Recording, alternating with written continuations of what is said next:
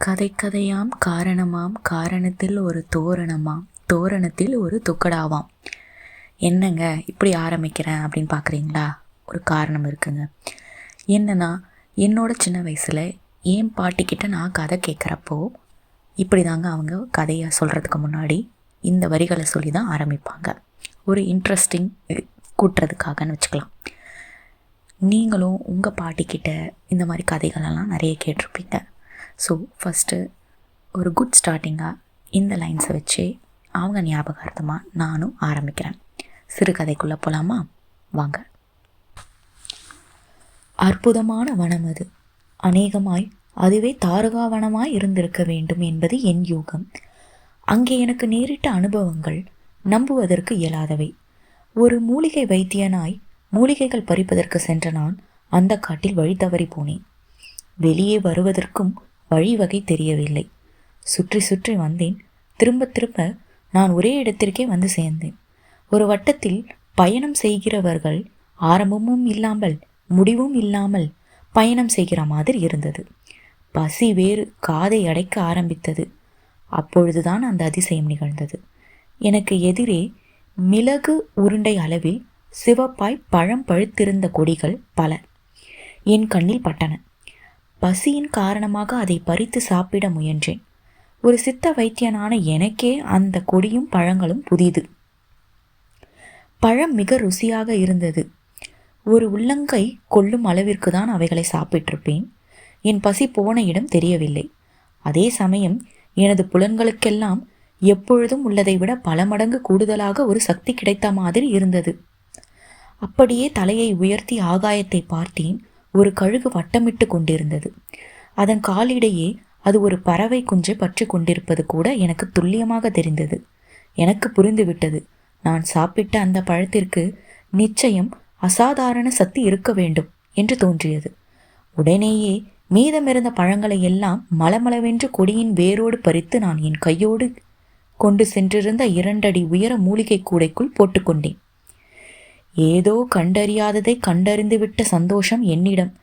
அப்பொழுது சற்று தள்ளி ஒரு பாம்பு புற்றை கண்டேன். அந்த புற்றுக்குள் இருந்து ஓம் நம சிவாய என்கிற மெல்லிய குரல் ஒலித்தபடி இருந்தது. பாம்பு புற்றில் இருந்து வெளிப்பட்ட நமச்சிவாய என்கிற முணுமுணுப்பை கேட்டு நானும் செழித்து போனேன். எனக்கும் புரிந்துவிட்டது, புற்றுக்குள் யாரோ ஒரு முனிவர்தான் தவம் செய்து கொண்டிருக்க வேண்டும் என்று தோன்றியது. இப்படி புற்று மூடுமளவு தவம் செய்ய வேண்டும் என்றால் மாதக்கணக்கில் அப்படி இப்படி அசையாமல் அமர்ந்திருக்க வேண்டும். உடலில் உஷ்ணமும் கரையான்கள் உணர முடியாத அளவு குறைந்திருக்க வேண்டும். இந்த மாதிரி தவங்களை நான் கதைகளில்தான் படித்திருக்கிறேன். சில சினிமாக்களிலும் பார்த்திருக்கிறேன். இப்பொழுதோ நேரில். எனக்கு என்ன செய்வது என்றே தெரியவில்லை. புற்று முன்னால் விழுந்து வணங்குவதுதான் உசிதம் என்று தோன்றியது. அதே போல் செய்தேன். பின் எழுந்து நின்றேன். அருகே ஒரு பருத்த வில்வ மரம். அதன் இலைகள் உதிர்ந்து அர்ச்சனை செய்த மாதிரி புற்றின் மேல் விழுந்திருந்தது. புற்றும் சற்று தொலைவில் இருந்து பார்ப்பதற்கு ஒரு சிவலிங்கம் போலதான் இருந்தது. லிங்க வடிவான புற்றை வில்வ மரமே அர்ச்சிக்கிறது என்றுதான் தோன்றியது. இது தற்செயலான ஒரு விஷயமா, இல்லை திட்டமிட்ட ஒன்றா என்பது எனக்கும் விளங்கவில்லை. ஒன்று மட்டும் புரிந்தது, நான் ஒரு அசாதாரண வனத்தில் நின்று கொண்டிருக்கிறேன் என்பதுதான். அப்போது ஒரு கீச்சுக்குரல் என் காதில் விழுந்தது. கார்த்திகேயா? யார் என்று தெரியவில்லை. ஒரு நரன் கீழே நின்று கொண்டிருக்கிறான் பார், அவன் அமிர்த மணி பழங்களையும் சாப்பிட்டு விட்டான் என்கிற அந்த குரல் என்னை உடனே நிமிர்ந்து பார்க்க வைத்தது. மேலே நிமிர்ந்து பார்த்த என் கண்களுக்கு 2 கிளிகள் தான் கண்ணில் பட்டன. கிளிகள் மனிதர்களின் மொழியை பேசக்கூடியவை என்பது எனக்கு தெரியும். அநேகமாக அது நாம் சொல்லிக் கொடுத்த வார்த்தைகளாக இருக்கும். ஆனால் இங்கோ அந்த கிளிகள் 2 பேர் நேருக்கு நேர் நின்று உரையாடி கொள்கிற மாதிரி பேசிக்கொண்டது. எனக்கும் ஆச்சரியத்தை மூட்டியது. உண்மையில் பேசிக்கொண்டது அவைகள்தானா, இல்லை வேறு யாராவதா என்கிற சந்தேகமும் வரவில்லை. அதற்குள் நான் பார்ப்பது தெரிந்தோ அல்லது வேறு காரணம் கருதியோ அந்த கிளிகள் பறந்து விட்டன. அதே சமயம் அவை பேசிக்கொண்டதை வைத்து நான் சாப்பிட்ட பழம் அமிர்தமான கனி என்பதும் எனக்கு தெரிந்து போயிற்று. இப்படி ஒரு கனி பற்றி நான் இதுவரையில் கேள்விப்பட்டதே இல்லை என்பதுதான் உண்மை. போகர் 4000 தொடங்கி சொர்ணஜால திரட்டு வரையிலும் பல சித்து நூல்களை படித்திருக்கிறேன். அநேகமாக பாரத தேசத்தில் என் கால்படாத காடுகளும் கிடையாது எனலாம். 80 வயதில் இருக்கும் எனக்கு சித்த வைத்தியத்துறையில் 65 வருடம் உண்டு. இந்த அனுபவத்தில் பல காடுகளில் பல அனுபவங்களுக்கு உள்ளாகி இருக்கிறேன். பலவிதமான மனிதர்கள், மிருகங்கள், எச்சிகளை பார்த்திருக்கிறேன். சக்கரவாகமும் அன்னமும் கூட என் கண்ணில் பட்டதுண்டு. ஒரு பௌர்ணமி நாளில் இரட்டை தலை நாகம் ஒன்று நிலவை பார்த்து படம் விரித்து ஆடியதை எல்லாமும் கவனித்திருக்கிறேன். பாம்பு மாணிக்க கற்களை கக்கக்கூடியது என்பதை நம்பி அப்படி ஒரு கல் எனக்கு கிடைக்காதா என்று அலைந்திருக்கிறேன். உண்மையில் அதன் விஷப்பை இறுதி அது கல்லை கக்குவதில்லை என்பதை பிறகு புரிந்திருக்கிறேன். ஆனாலும் நீரென்றே கருதி இடிக்குழி நீரை பருகி அதனால் தலைப்பாகம் கனத்துப்போய் விஷப்பையில் உள்ள விஷமும் கல்லாகிவிட அதை சுமக்க முடியாமல் அவஸ்தைக்குள்ளாகி இரத்த சொட்டுகளோடு சில சர்ப்பங்கள் விஷக்கல்லை கக்கும். அதைத்தான் மாணிக்கக்கல் என்று கூறுகிறார்களோ என்றெல்லாம் நான் நினைத்ததுண்டு. அதன் அனுபவங்களை எல்லாம் உள்ளடக்கி வனமகோத்சவம் என்ற ஒரு நூல் எழுதவும் நான் எண்ணியது உண்டு. அதற்கு முன் இறுதியாக ஒரு முறை காட்டுப்பக்கம் போய் வருவோம் என்றுதான் அந்த காட்டு பகுதிக்கு சென்றேன். இறுதியாக என்று ஏன் கூறுகிறேன் என்றால், ஜாதக சாராவளிப்படி எனது ஆயுள் சொற்ப மாதங்கள்தான். மாரகத தசையில் இருக்கிறேன். நாகபூஷணம் என்று ஒரு 3 கண் உடைய ருத்ர உபாசக ஜோதிடர் ஒருவர் இருக்கிறார். மனிதர் சொன்னால் சொன்னதுதான்.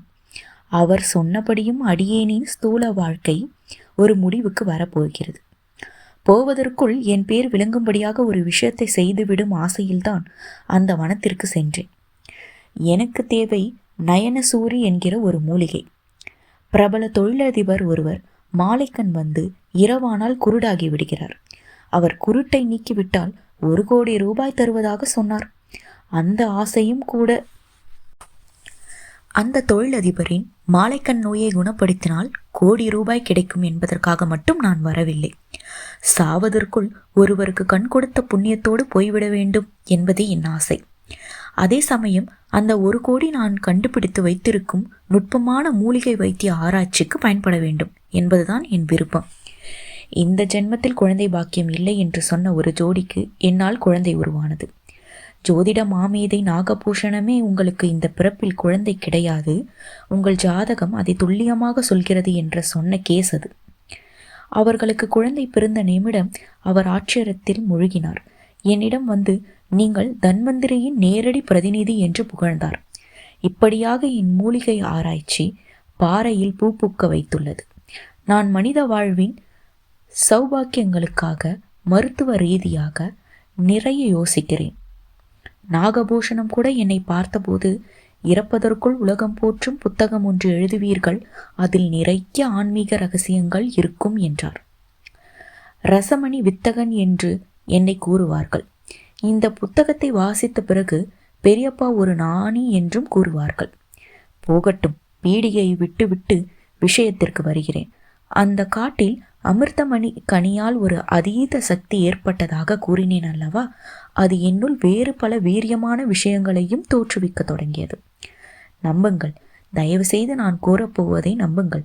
நான் காட்டில் நடந்தபடி இருந்தேன். என் எதிரில் பல மிருகங்கள். ஒன்று கூட என்னை பார்த்து திரும்பவோ ஓடவோ இல்லை. குறிப்பாக ஒரு இடத்தில் கரிக்குருவிகள் தரையில் தத்தி தத்தி எதையோ பொறுக்கி கொண்டிருந்தன. நான் அருகில் சென்று அவைகளை பிடிக்கும் வரை அவைகளுக்கு என்னை தெரியவில்லை. பிடித்த பிறகும் மற்ற குருவிகள் அப்படியேதான் இருந்தன. அப்பொழுதுதான் எனக்கு ஒரு எண்ணம் தோன்றியது. நான் இவைகளின் பார்வையில் படாத அளவிற்கு மாயமாகிவிட்டானோ? ஆம், அதுதான் உண்மை என்று தோன்றியது. நான் மாயமாகிவிட்டேன். அந்த வனத்தில் உடன் விருந்தும் இல்லாதவனாகிவிட்டேன். இந்த மாதிரி மாயமாய் மறையும் விஷயங்கள் பற்றி கதைகளில் படித்திருக்கிறேன். நம்ப முடியாத ஒரு விஷயம் அது. இருந்தாலும் மனித கற்பனைகளுக்குத்தான் வானமே எல்லை ஆயிற்றே. எனவே அது கண்டபடி கற்பனை செய்யும் ஒரு விஷயம் என்றே அந்த மாயமாகும் தன்னை பற்றி நான் கருத்து வைத்திருந்தேன். ஆனால் அது என் வரையில் என்னாலேயே பொய் என்றாகிவிட்டது. நம்புங்கள், இருந்தும் இல்லாதவனாகிவிட்ட எனது நடமாட்டமும் அதனால் விளைந்த சப்தத்தையும் வைத்து சில பறவைகள் விலகி பறந்தன. மிருகங்கள் நிமிர்ந்து பார்த்துவிட்டு யாரையும் காணவில்லையே என்கிற சந்தேக நினைப்புடன் திரும்பவும் தங்கள் திரிதலை மேற்கொண்டன. எனக்கு புரிந்துவிட்டது. இதற்கெல்லாம் காரணம் நான் சாப்பிட்ட அந்த அமிர்தமணிக்கனிதான். அதுதான் புலனுக்கு அதீத சக்தியை கொடுத்தது. அடுத்து உடம்பையே மாயமாக்கி மறைய வைத்து விட்டது. இப்படி மறைவது என்பது அஷ்டமா சித்தியில் அனிமா என்னும் முதல் சித்து வகையினை சேர்ந்தது என்று கேள்விப்பட்டிருக்கிறேன். அனிமா பற்றிய வியாக்கானங்களை படித்தால் ஒரு திடமான நாத்திகவாதி கூட சற்று யோசிப்பான். ஒவ்வொரு உயிருமே பஞ்சபூதங்களால் ஆனவைதான். ஒரு மையப்புள்ளி அளவுள்ள ஒரு செடியின் விதை மண்ணில் புதைந்து நீருடன் கூடி புணர்ந்து மெல்ல தண்டு பாகமாக மாறி பிறகு வேர்களை பெற்று அதற்கும் பிறகு தன்மேல் உள்ள மூடிக்கிடக்கும் மண்ணிடமே இருந்த உணவு பெற்று அந்த மண்ணையே நெகிழ்ந்து அதனுள் மூண்டி நுழைந்து பூமிக்கு வெளியே சிறு செடி என்கிற அளவில் தலை காட்டி பின் காற்றோடு தலைபாகமும் நீரோடும் நிலத்தோடும் வேர்பாகமும் செயலாற்றி உடம்பு கிளைகள் இலைகள் பூக்கள் கனிகள் என்று பெற்று சர்வசாதாரணமாக பஞ்சபூத கிரியாக்கே புரிந்தபடி இருக்கிறது. சாதாரணமாக நடப்பதாலேயே நமக்கு அதன் மதிப்பு தெரியவில்லை. விதை, நிலம், நீர், காற்று, ஒளி இவைதான் தொடக்கத்தில் இருந்தது. இவை கூட செயலாற்றிய நிலையில் இலை, தழை, பூ, காய் எல்லாம் எங்கிருந்து வந்தது? அந்த விதை எப்படி பஞ்சபூதங்களிடம் இருந்து பெற்றது? இல்லாத ஒன்றை எப்படி பெற முடியும்? இருப்பதை பெற்று ஒன்று சேர்த்தால் வடிவம், சேர்ந்ததை பிரித்தால் வடிவமற்ற வெறுமையோ? அமிர்தமணி கூட கண்ணில் படும் வடை அப்படி என் உடன்கூற்றை பிரித்துவிட்டதோ? இல்லையே, எனக்கு தான் தெரிகிறேனே, பிறகு தானே தெரியவில்லை. இது எப்படி சாத்தியம்? அப்பொழுதுதான் ஒரு உண்மை புரிந்தது. ஒன்றை காண ஒளி அவசியம்.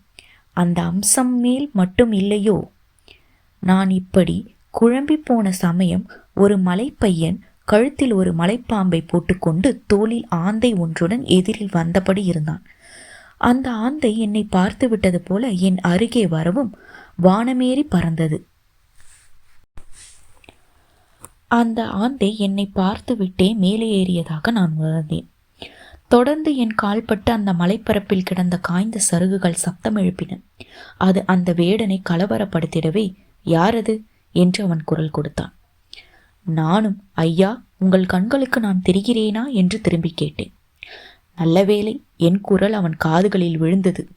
அவனும், சாமி, சித்தர் சாமி, கும்பிடுறேன் சாமி என்றான். எனக்கு அப்பொழுதுதான் புரிந்தது அவன் என்னை சித்தர் என நினைத்து கொண்டிருக்கிறான் என்பது. வேடா, நான் சித்தன் இல்லை, ஒரு சித்த வைத்தியன் என்றேன். அப்படியா, மணிப்பழத்தை சாப்பிட்டீங்களோ என்று அவனும் திருப்பி கேட்டான். மணிப்பழமா? அதான் சாமி, பொடி பொடியா செவப்பா இருக்குமே. ஆமா, அதை சாப்பிட்டா இப்படி மாயமா மறைஞ்சிடுவோமா என்ன? மறையிறது மட்டுமா? நீங்க இப்ப கள்ளை தின்னாலும் செரிக்கும், கண் பார்வையும் பளிச்சுன்னு ஆயிடும். அதுக்கு அவ்வளோ சக்தியா? என்ன? ஆமா, என் உருவத்தை யாரும் பார்க்கவே முடியாதா? கவலைப்படாதீங்க, இந்த மலையில ஒரு அருவி இருக்கு, சிவகங்கைன்னு அதுக்கு பேரு. அதுல போய் குளிச்சா உங்க உருவம் எல்லாருக்கும் தெரியும். ரொம்ப சந்தோஷம். ஆமா, இவ்வளவு விவரம் தெரிஞ்ச நீ அந்த பழத்தை சாப்பிட்ருக்கியா? சாப்பிட்டதல்ல, சாப்பிட்டதால தானே எனக்கு விவரமே தெரிய வந்துச்சு. ஆனால் அதோட சக்தியெல்லாம் எவ்வளவு நாழிகை இருக்கும்னு பிறகுதான் தெரிய வந்தது. தொடர்ந்து ஒரு மண்டலம் சாப்பிட்டா நம்ம கண் பார்வை மட்டுமல்ல, 7 ஜென்மத்துக்கும் வியாதிகள் எதுவும் பரவாது. அப்ப நீ அந்த மாதிரி சாப்பிட்டுக்கிட்டே வர்றியா? அதான் முடியல. அங்கதான் இந்த சித்தர் மலை கண்ணாமூச்சி ஆடுது. ஒரு நாள் சாப்பிட்ட நான் 3 நாள் இந்த காட்டை சுற்றி சுற்றி வந்தேன். அப்போ என்னை போலவே உருவம் இல்லாமல் சித்தர் ஒருத்தர் என்னை பார்த்துட்டு அருவியில் குளிக்க சொல்லி வெளியே போகவும் வழி காட்டினார். அப்போ போயிட்டேன். இருந்தாலும் இந்த மலையில் எனக்கு ஏற்பட்ட அனுபவத்தை நான் என் நண்பர்கள் கிட்ட சொன்னால் நம்ப மாட்டேங்கிறாங்க. அதான் திரும்ப வந்து அந்த பழங்களையும் சித்தர்களையும் பார்க்க சுற்றி சுற்றி வரேன். யாரும் கண்ணில் பட மாட்டேங்கிறாங்க. அவன் சொன்னது என்னை திடுக்கிட வைத்தது. அதே சமயம் நான் அலைந்து கொண்டிருந்த இந்த மலைதான் சித்தர் மலை என்பது தெரிந்தது. அப்பொழுது ஒரு உருவமில்லாத சித்தர் சற்று தொலைவில் நடந்து செல்வது இலை தழை வதங்கும் சத்தத்தில் என் காதுகளுக்கு கேட்டது. அந்த வேடனும் அந்த சப்தத்தை வைத்தே சாமி சித்தர் சாமி என்று சத்தம் வந்த திசை நோக்கி ஓடினான். என்னை சுற்றி நடக்கும் ஒவ்வொரு விஷயமுமே எனக்கு ஆச்சரியமாக, அதிர்ச்சியாகவும் எல்லாமுமாக இருந்தது. எனக்கே உருவம் இல்லை. என்னைப் போலவே ஒரு சித்தரும் உருவமின்றி உலவுகிறார். அவரை சருகுகள் சப்திப்பதை வைத்து உணர்ந்து அந்த வேடனும் தேடி ஓடுகிறான். அவனுக்கும் ஆசை. விசித்திரமான ஒரு அமானுஷமான அனுபவத்திற்கு அவன் ஒரு முறை ஆட்பட்டு விட்டான். அது அவனை இயக்கியபடி உள்ளது. நானும் அவனை பின்தொடர்ந்தேன். என்னதான் நடக்கிறது என்பதை தெரிந்து கொள்ளும் ஆவல் என்னையும் அவன் பின்னே ஓட வைத்தது. ஒரு இடத்தில் அவன் ஒருவருடன் பேசிக் கொண்டிருந்தான். மாய உருவில் இருந்த அந்த சித்தர் உருவத்தோடு பேசுகிறான் என்பதை ஊகித்துக் கொண்டேன். அந்த சித்தர் அவனிடம் கோபமாக பேசிக் கொண்டிருந்தார். நான் வருவதை வைத்து என்னையும் உணர்ந்தவராக என் காதிலும் விழ வேண்டும் என்கிற எண்ணமுடன் அவர் பேசுவதாக எனக்கு தோன்றியது. அடே மானிடா, உனக்கு ஆனாலும் ஆசை அதிகமடா. ஒரு அற்புதமான விஷயம் இந்த வனம். இதன் சூட்சமத்தை நாணத்தோடு புரிந்து கொள்ள முடியாமல் அஞ்ஞானத்தோடும் அதீத ஆசைகளோடும் நீ திரும்ப திரும்ப இங்கே வருகிறாய். இந்த வனத்தை, இங்கு உனக்கு ஏற்பட்ட அனுபவங்களை ஒரு சொப்பனம் போல நினைத்து கொண்டு திரும்பிவிடு. அதுதான் உனக்கு நல்லது. ஒரு முறை உருவத்தை தான் இழந்தாய். இன்னொரு முறை நீ இப்படி நடந்து கொண்டால் உயிரையே இழந்து விடுவாய். அதன் பிறகு இந்த காட்டில் பிசாசாக அலைய வேண்டி வரும். ஜாக்கிரதை. அந்த சித்தர் படுஷ்பஷ்டமாக பேசியது என் காதில் விழுந்து எனக்குள்ளேயும் பயமூட்டியது. அந்த சமயத்தில் என் அருகில் உள்ள சருகுகளில் மலமளவென்று தீப்பிடித்தது போல் இருந்தது. திரும்பி பார்த்துவிட்டு மீண்டும் திரும்பினால் அந்த சித்தர் இல்லை. அந்த வேடனும் சோர்வுடன் திரும்பி சென்று கொண்டிருந்தான். அதன் பின் மனக்குழப்பமுடன் நான் அந்த சிவகங்கை அருவிக்கரையை தேடி சென்று முதலில் அதில் நனைந்தேன். அந்த வேடன் சொன்னது போல எனக்கும் என் உருவம் திரும்ப கிடைத்தது. அப்பாடா என்றிருந்தது. அதன்பின் காட்டை விட்டு வெளியேற வழியை தேடினேன். வட்டத்தை சுற்றும் எறும்பு போல சுற்றி சுற்றி வராமல் இந்த முறை நான் அந்த காட்டை விட்டு வெளியே வந்துவிட்டேன். எனக்குள் வியப்பான வியப்பு. எனக்கேற்பட்ட அனுபவங்களைத்தான் யாரிடம் சொன்னாலும் அவர்கள் அதை நம்ப மாட்டார்கள். இருந்தும் என்னால் அடக்க முடியவில்லை. ஜோதிடர் நாகபூஷணத்தை தேடி சென்று அவரிடம் சொன்னேன். பதிலிற்கு ஜோதிடர் சொன்னது என்னை அப்படியே திக்குமுக்காட வைத்துவிட்டது. ஜோதிடர் நாகபூஷணம் என்னை பார்த்து கையெடுத்து கும்பிட்டார். நான் சற்றும் எதிர்பார்க்காத வகையில் சரையல் என்று காலில் விழுந்து விட்டார். என்னை விட வயதில் பெரியவர், மிகப்பெரிய மேதமை உடையவர் என்னை வணங்குகிறார் என்றால் எனக்கு பதைத்தது. என்ன ஜோதிடரே, எதுக்கு இப்படி என்னை பாவியாக்குறீங்க? பாவியா? நீயா? போயா, நீ இப்ப சிரஞ்சீவி அப்பா. அப்படின்னா சிரஞ்சீவனா தெரியாதாக்கும். அமிர்தம் சாப்பிட்டவன் தெய்வம். போதும் ஜோதிடரே, எதுக்கு இப்படி தூக்கி வைக்கிறீங்க? நான் தூக்கி வைக்கல. உன் ஜாதகத்துக்கு ராகுவும் கேதுவும் உன்னை இப்படி தூக்கி வச்சிருக்காங்க. என்ன சொல்றீங்க? இன்னும் கொஞ்ச நாள்ல சாக போறேன் நான். சனி தசையில மாரகம் நடக்குதுன்னு சொன்னவர் நீங்க. உண்மைதான். மாரகத்துல உடம்பை இழந்து தீரணும், உயிர் காத்துல கலந்து அலையணும். அதெல்லாம் தான் காட்டுல சாப்பிட்ட அமிர்தமணி பழத்தால நடந்து முடிஞ்சிடுச்சே. ஜோதிடர் இப்படி கேள்வி கேட்டு எனக்கு இன்ப அதிர்ச்சி அளிப்பார். அப்படின்னா எனக்கான சாவு? உனக்கு இனி சாவே கிடையாது. மலையில இருந்து குதிச்சாலும் பிழைச்சிடுவ நீ. நம்ப முடியலையே. மனுஷ அறிவால நம்ப முடியாதது தான். இப்படி சொன்னா எப்படி? வேறு எப்படி சொல்ல? அந்த சித்தவனத்துக்கு போக வழி தெரியாம தவிச்சுக்கிட்டு இருக்கவன் நான். அங்க போய் அமிர்தமணி பழம் சாப்பிட்டு 18 சித்தர்ல ஒருத்தரோட தரிசனமும் பெற்று திரும்பி இருக்கேன்னா சும்மாவா? நாணகாரன் கேதுவும் ராகுவும் அடுத்த ஜென்மத்துல உங்க பெரிய சந்நியாசியா பிறக்க வைக்க போறாங்க. அவங்கள இப்பவே அதை கொடுத்துட்டாங்க உனக்கு. என் ஜாதக கணக்களையும் ஒரு பிசகு. அப்படின்னா எனக்கு சாவு இல்லையா? அந்த நினைப்பை விடு. நீ மனசு வச்சா அந்த மகாதேவ ரகசியத்தை கூட கண்டுபிடிக்கலாம். ஜோதிடர் மகாதேவ ரகசியம் என்று சொன்னது என் நெஞ்சில் ஒரு சுடர் போல எரிய தொடங்கியது. ஜோதிடர் நாகபூஷணம் குறிப்பிட்ட மகாதேவ ரகசியம் என்கிற விஷயம் என் பட்டறிவுக்கு புதிது. நான் அப்பொழுதே ஆவலாகிவிட்டேன். ஜோதிடரிடம் அது என்ன மகாதேவ ரகசியம் என்று கேட்டேன். முதலில் சிரித்தவர் முக்தி ரகசியத்தை தான் நான் அப்படி சொன்னேன் என்றார். எங்கள் பேச்சும் வளர்ந்தது. முக்தி ரகசியமா? ஆம், நாம் முக்தி அடைவது என்பது சாதாரண விஷயமா என்ன? எது முக்தி என்றே தெரியாத நிலையில் அது சாதாரணமா இல்லை அசாதாரணமா என்று முன்கூட்டியே எப்படி தீர்மானிக்க முடியும்? சொர்க்க பதவி தானையா முக்தி? சொர்க்க பதவி, அதாவது இன்பத்தை தவிர வேறு ஒன்றுமே இல்லாத வாழ்க்கையைத்தான் நீங்கள் சொர்க்கம் என்கிறீர்கள், சரிதானே? சரியாகச் சொன்னாய், அதேதான். அது எப்படி துன்பம் இல்லாமல் ஒருவர் இன்பத்தை உணர முடியும்? இது விதண்டாவாதம். முக்தி அடைந்து விட்டால் அவ்வளவுதான், மறுபிறப்பு கிடையாது. எப்பொழுதும் ஏகாந்தம்தான், உல்லாசம்தான், சல்லாபம்தான். அடக்கொடுமையே, இந்த உல்லாச சல்லாப ஏகாந்தத்துக்காகவா முனிவர்களும் சித்தர்களும் அவ்வளவு சிரமப்பட்டு தவம் செய்கின்றனர்? பின் என்ன, அது என்ன சாதாரண விஷயமா? அது சரி, சொர்க்கத்திலும் இதே உடம்போடுதான் நம் வாழ்க்கை இருக்குமா? யாருக்கு தெரியும்? நான் என்ன அதை கண்ணாலா பார்த்திருக்கிறேன்? பார்த்திராத ஒன்றை பற்றி இப்படி எவ்வளவு திடமாக பேசுகிறீர்கள்? பெரியய்யா, என்னையா நீ வேறு அனுபவத்துக்கு உள்ளாகி சிரஞ்சீவியாக இருந்து கொண்டு நாத்திகனைப் போல கேள்வி கேட்கிறாய்? இல்லை ஜோதிடரே, சொர்க்கம் நரகம் பற்றிய கருத்துக்களில் செய்திகளில் எனக்கென்னவோ மனித மனத்தின் கற்பனைதான் நிரம்ப இறப்பது போல ஒரு உணர்வு. போய் தொலையட்டும். ஒன்று மட்டும் உறுதி, உன் மரணம் இப்பொழுதைக்கு இல்லை. இன்னும் ஒரு 100 ஆண்டு நீ வாழக்கூடும். அநேகமாக இனி உனக்கு நரைக்காது, கண் பார்வையும் குறைவுபடாது, பசியும் பெரிதாக பாதிக்காது. உன் பழைய ஜாதகம் இனி உனக்கு பொருந்தாது. இப்பொழுது நீ அடுத்த பிறவிக்கான கணக்கில் ஆயுளை தொடங்கி இருக்கிறாய் என்பதே என் கணிப்பு. நீ மனது வைத்தால் அஷ்டமா சித்தியை கூட அடையலாம். கர்ம உடம்புக்கு சித்திகள் வசப்படுவது சிரமம். கிரகங்கள் கணக்கு கேட்கும். உன் விஷயம் அப்படி இல்லை. உன்னுடையது கர்ம உடம்பல்ல. நீ மனது வைத்தால் அந்த சிவனின் தரிசனத்தையே பெறலாம். எதற்கும் நீ அஞ்சவும் தேவையில்லை. பெரிய பெரிய விஷயங்கள் கூட, தொட்டு பழக தொடங்கிய விஷயங்கள் கூட சாந்தம் போலவும் உன்னிடம் ஒட்டிக்கொள்ளும். சுருக்கமாக சொல்லப்போனால் நீ ஒரு அதிசய பிறவி. சிலர் மேடையில் செயற்கையாக புகழ்ந்துரைப்பது போல ஜோதிடர் புகழ்ந்து பேசுவதாகத்தான் முதலில் தோன்றியது. ஆனால் அவர் சொன்னதுதான் உண்மை என்பது போக போகத்தான் அவனுக்கு புரிந்தது. ஒரு அதிசய நிகழ்வும் நடந்தது. சொன்னால் நம்ப மாட்டீர்கள்.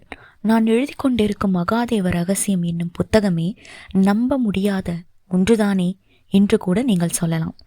ஆனால் இதில் உள்ள அவ்வளவும் சத்தியமான நிஜம். சில அமானுஷ்ய அனுபவங்கள் சிலருக்கு எப்போதாவது ஏற்படுவது உண்டு. அதை அவர்கள் கூட அமானுஷ்யமாக நினைக்காமல் ஒரு தற்செயல் சம்பவமாகவே நினைப்பார்கள். ஆக நான் அறிந்த வரையில் அமானுஷ்ய அனுபவங்களுக்கு ஆட்படாத மனிதர்களே இல்லை. ஆனால் உலகில் மிக அதிகம் தொடர்ச்சியாக அமானுஷ்ய அனுபவத்திற்கு ஆளான ஒரு மனிதன் நானாகத்தான் இருப்பேன். இப்பொழுது நினைத்தாலும் எனக்கு வியப்புதான். சித்தவனத்திற்கு மூலிகை தேடிச் சென்று அமிர்தமணி பழங்களை உண்டு அதன்பின் உடம்பில்லாதபடி மாயமாகி பிறகு சிவகங்கை அருவியில் நீராடி உடம்பை திரும்ப பெற்று ஊர் திரும்பி நான் ஒரு சிரஞ்சீவி என்றார் ஜோதிடர் நாகபூஷணம். அது மட்டுமா, நான் தொட்டது துலங்கும், பட்டது விளங்கும் என்றார். அதை நான் அறிந்து கொள்ள ஒரு அருமையான சந்தர்ப்பமும் எனக்கு வாய்த்ததை என்னென்பேன். முன்பே மாலைக்கண் நோயால் பாதிக்கப்பட்டிருந்த ஒரு தொழிலதிபர் பற்றி குறிப்பிட்டிருந்தேன். அவர் மூலமாகத்தான் எனக்கு அந்த அரிய வாய்ப்பு ஏற்பட்டது. முற்றிலும் எதிர்பார்த்திராத நிலையில் அவரே என்னை காண என் வீட்டிற்கு வந்து விட்டார். என்னையா செய்கிறீர்கள்? என் கண் வியாதிக்கு மருந்து கண்டுபிடித்து விட்டீர்களா? நீங்கள் மூலிகை தேடி போனதெல்லாம் என்ன ஆயிற்று என்று பிலிபிலிவென்று என்னை பிடித்து கொண்டார். நானும் அப்பொழுதுதான் நெருக்கடியை உணர்ந்தேன். அவரை உடனடியாக சமாதானப்படுத்த ஒரு உபாயத்தை கையாண்டேன். சாதாரணமாக வயல்வெளி வரப்புகளில், குறிப்பாக வேலி புதர்களில் நேத்திரமூலி என்று ஒன்று தழைக்கும். கண்ணிற்கு குளிர்ச்சி தரவல்லது. முதலில் காரத்தன்மையுடன் செயல்படும். இது கண் நரம்புகளில் ஏதும் அடைப்பு இருந்தால் அதை இலக்கி கரைத்துவிடும் தன்மை உடையது. சாதாரணமாக சாலேஸ்வரக்காரர்கள் நல்லெண்ணெயுடன் கூடி சூரிய வெப்பத்தால் புணரும் இதனை சொட்டுக்களாய் கண்ணில் விட்டு கொண்டால் சாலேஸ்வரத்தை வளராமல் அழித்துவிடும். அதை அடுத்து அவர் கண்ணில் விட்டு 1 வாரத்தில் குணமாக்கி விடுவார்கள் என்று கூறி அந்த நொடி பொழுதிற்கு சமாளித்து அனுப்பி வைத்தேன். ஒரு அதிசயம் போல் அவர் மறுநாளே தேடி வந்து 1,00,000 ரூபாய் தட்டில் வைத்து தந்தார். அவரது மாலைக்கண் நோய் முதல் நாளே காணாமல் போய்விட்டதாக அவர் கூறிய போது என்னால் நம்ப முடியவில்லை. சாதாரண நேத்திர மூலிகா இத்தனை சக்தி என்கிற கேள்வி ஒரு புறம், இல்லை என் கைப்பட்டதால் ஏதும் விசேஷமா இது இன்னொரு புறம். இந்நிலையில் ஓயாமல் அழுது கொண்டிருந்த என் பேத்தியை நான் கையால் தொட்டு வருடியதுதான் தாமதம். அவள் அப்படியே சொக்கியது போல் உறங்கிப் போனாள். இந்த நிலையில்தான் என்னை அறியாமல் சுவர் ஒன்றில் மோதிக்கொண்ட நான் ஐயோ என்றா அம்மா என்றோ குரல் கொடுக்காமல் சிவசிவா என்று குரல் கொடுத்தேன். என்னிடம்தான் எத்தனை மாற்றங்கள்! எனது மாற்றங்களை எனது மனைவி மக்கள் கூட மெல்ல உணர ஆரம்பித்ததுதான் ஆச்சரியம். என்னதான் தான் ஒரு மூலிகை வைத்தியன் என்கின்ற போதிலும் காப்பி என்றால் எனக்கு மிகவும் இஷ்டம். ஒரு நாளைக்கு 10 காஃபிகளுக்கு மேல் குடிப்பேன். ஒரு மூலிகை வைத்தியன் என்கின்ற முறையில் அது உடம்பை எப்படியெல்லாம் கெடுக்கும் என்பது எனக்கும் நன்றாக தெரியும். உடம்பில் நரம்பு மண்டலத்தையும் இரத்த நாளங்களையும் அதுக்குண்டான இயல்புகளுடன் செயல்படவே விடாது. காஃபி குடிக்க குடிக்க இவை இரண்டும் சற்றே தளர்ந்து போகும். காபி குடிக்கும்போது இந்த தளர்வு நீங்குவதால் அதுவே ஒருவித உற்சாகம் போல மூளைக்கு தோன்றும். பின்பு திரும்ப தளர்ந்துவிடும். அந்த தளர்ச்சி மூளைக்கு தொடர்ச்சியான காப்பி குடிக்க சொல்லும் ஒரு தூண்டலை உருவாக்கியபடி இருக்கும். காப்பி பிரியர்களுக்குள் நிகழ்வது இதுதான். இந்த தளர்ச்சியும் காப்பி வெறியும் என்னை விட்டு நீங்கிவிட்டது. இன்று நீங்கள் காப்பி கேட்டு தொந்தரவே செய்யவில்லை என்றால் என் மனைவி. ஆமாப்பா, குளிச்சாலே ஒரு தும்மல் போடுவீங்க, இப்பெல்லாம் தும்மறதே இல்லை என்றான் என் மகன். என்னிடம்தான் இது போல எத்தனை மாற்றங்கள்! எது உள்நுழைந்து என்னை இப்படி மாற்றியது? எனக்கே நானே கேட்டுக்கொண்டேன். சதா அதை பற்றியே சிந்தித்தேன். என் மனைவி மக்களிடம் கூட நான் சித்தவனத்து அனுபவத்தை சொல்லவில்லை. ஏனோ சொல்ல தோன்றவில்லை. இதற்கிடையே மனித வாழ்க்கை பற்றியும் அதன் பரிமாணங்கள் பற்றியும் எனக்குள், குறிப்பாக என் மூளைக்குள் யாரோ அமர்ந்து கொண்டு பாடம் நடத்துவது போல ஒரு உள்ளுணர்வு. ஒருமுறை ஒரு பிச்சைக்காரன் என் எதிரில் பிச்சைக்காக கை நீட்டினான். எனக்கு பிச்சை எடுக்கின்றவர்களை கண்டாலே பிடிக்காது, கோபம் வரும். ஆனால் என் உள்ளுணர்வு அன்று பிச்சையிட சொன்னது. ஒரு 2 ரூபாய் நாணயத்தை அவன் பிச்சை தட்டில் போட்டேன். உலகில் எவ்வளவோ கோடி பேர் இருக்கிறார்கள், எவ்வளவோ உணவு பண்டங்களும் இருக்கின்றன. எந்த உணவு பண்டமும் நிலைத்திருக்கப் போவதில்லை. அப்படி இருக்க ஒருவன் பசிக்கு உணவில்லை என்பதும் அவன் கரம் உன் முன் நீண்டதற்கும் ஒரு சரியான காரணம் உள்ளது. அதாவது ஒரு பசி உணர்வு உன் முன்னால் தன்னை அணைத்து கொள்ள கை நீட்டியுள்ளது. அதை நீ அணைப்பது என்பது ஒரு வினை கடனை அடைப்பது போன்றது. நீ தவிர்த்திருந்தால் அது வட்டியோடு வளர்ந்து இன்னொரு சந்தர்ப்பத்தில் வேறு விதமாய் உன் முன் வந்து நிற்கும். நீ சரியாக தெரிந்து கொள். பிறருக்கு நீ தருவது என்பது உமக்கு நீ தந்து கொள்வதை போன்றது. மகாதேவ ரகசியங்களில் பிரதான முதல் ரகசியம் இதுவே. எனக்குள் இப்படி ஒரு சிந்தனை ஓடியது. இதை நான் என்னென்பேன்? பிரதான ரகசியங்களை உனக்குள் நான் இனி அவ்வப்போது தெரிவிப்பேன் என்ற அந்த குரல் மீண்டும் எனக்குள் ஒலித்தபோது உண்மையில் நான் திக்குமுக்காடி போனேன். ஒரு பெண், கொஞ்சம் கருப்பு, ஜாதகத்திலும் செவ்வாய் தோஷம், வயது 30 கடந்து விட்டது. 60 மாப்பிள்ளைகள் அவளை பார்த்து விட்டார்களாம். ஒருவர் கூட அவளை பிடித்திருப்பதாக கூறி திருமணத்திற்கு சம்மதிக்கவில்லை. இந்த நிலையில் அந்த பெண் மனது உடைந்து போய் விஷம் குடித்து விட்டாள். ஒரு வைத்தியன் என்கிற முறையில் முதலில் அவளை என்னிடம்தான் தூக்கி கொண்டு வந்தார்கள். நானும் முறிமருந்து கொடுத்து அவளை பிழைக்க வைத்தேன். அவள் கண் திறந்தவுடன் என்னைத்தான் சபித்தாள். என்னை எதற்கு பிழைக்க வைத்தீர்கள்? என்னை காப்பாற்றிய உங்களால் எனக்கு ஒரு மாப்பிள்ளையை காட்ட முடியுமா என்று அவள் என்னை உலுக்கத் தொடங்கிவிட்டாள். அவள் உயிரை காப்பாற்றியதை ஒரு குற்றம் என்று சொல்லி என்னை சிந்திக்க வைத்து விட்டாள். அதன் பிறகே அவளது திருமண தடைக்கான காரணங்கள் தெரிய வந்தன. ஒரு பெண்ணையும் படைத்து அவள் இப்படித்தான் வாழ வேண்டும் என்கிற நியதிகளையும் படைத்து அந்த நியதிப்படி அவள் வாழ முடியாதபடி தடைகளையும் உருவாக்கிய இந்த இறைவனை நினைத்தபோது எனக்கு சிரிப்புதான் வந்தது. அதே நினைப்பாக இருந்தபோது ஒரு அதிகாலை வேளையில் எனக்குள் ஒரு தெளிவு. யாருடைய விதையையும் இறைவனாகிய நான் எழுதுவதில்லை. மீறி எழுத சொன்னால் அவர்களை நித்திய சூரியர்களாக திகழும்படிதான் நான் எழுதுவேன். உண்மையில் அவரவர் விதியை அவரவர்களே எழுதி கொள்கிறார்கள். உண்மையில் விதி என்பது என்ன? ஒரு சாலையில் இப்படித்தான் செல்ல வேண்டும் என்பதிலிருந்து ஒரு மேடையில் இப்படித்தான் பேச வேண்டும் என்பது வரை மனிதன் உருவாக்கியிருக்கும் ஒழுங்குகளுக்கு இன்னொரு பெயர்தான் விதி. அது ஒரு நன்மை கருதி உருவாக்கப்பட்டதுதானே. அப்படிப்பட்ட விதிகள் எப்படி தீமை தருகின்றன? ஒழுக்க விதிகளை மீறும்போதுதான் தீமை உருவாகிறது. வாழ்விலும் அப்படித்தான். நமது விதி பழுதாக இருந்தால் அது எப்பொழுதோ நாம் மீறியதன் எதிரொலி என்று புரிந்து கொள்ள வேண்டும். பழுதான விதியை திரும்ப நேர் செய்து கொள்ள பல 100 சந்தர்ப்பங்கள் உள்ளன. அதில் பாரபட்சமில்லாதபடி மானிடர்களுக்கு சந்தர்ப்பங்களை தருபவைதான் ஆலயங்கள்.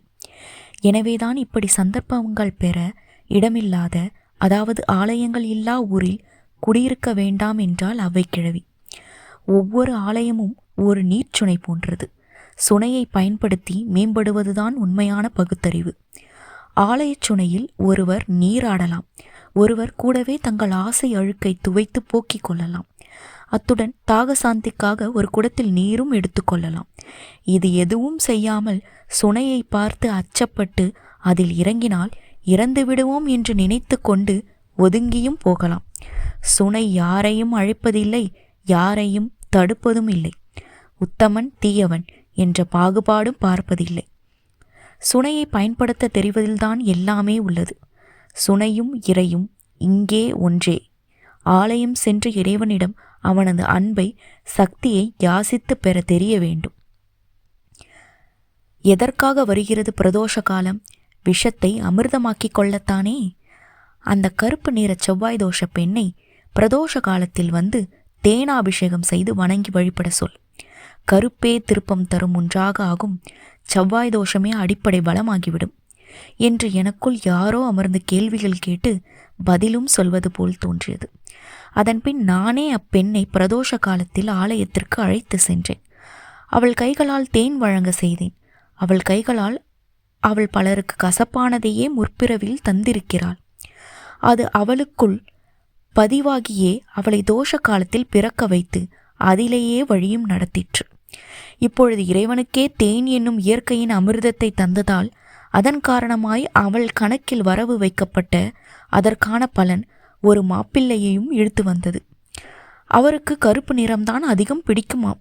அவருக்கு செவ்வாய் தோஷம் இருப்பதால் தோஷத்திற்கு தோஷம்தான் தாங்குமாம் என்று சில நியாயங்களின் பெயரில் அவள் திருமணம் முடிந்தது. என்னே என் சிவத்தின் அருமை! அந்த நொடிப்பொழுதில் பிரதோஷ வேலை விஷமெல்லாம் அமிர்தமாகும். ஆக்கிக்கொள்ள தெரிய வேண்டும். இதுதான் மகாதேவ ரகசியம் 2 என்று ஒரு குரல் ஒலித்தது. ஒருமுறை அரசியல்வாதியை சந்தித்து பேசிக்கொண்டிருந்தேன். துளியும் கடவுள் நம்பிக்கை இல்லாதவர் அவர். மனிதன் குரங்கில் இருந்து வந்தவன் என்னும் டார்வாவின் தத்துவம்தான் மெய் என்றார்.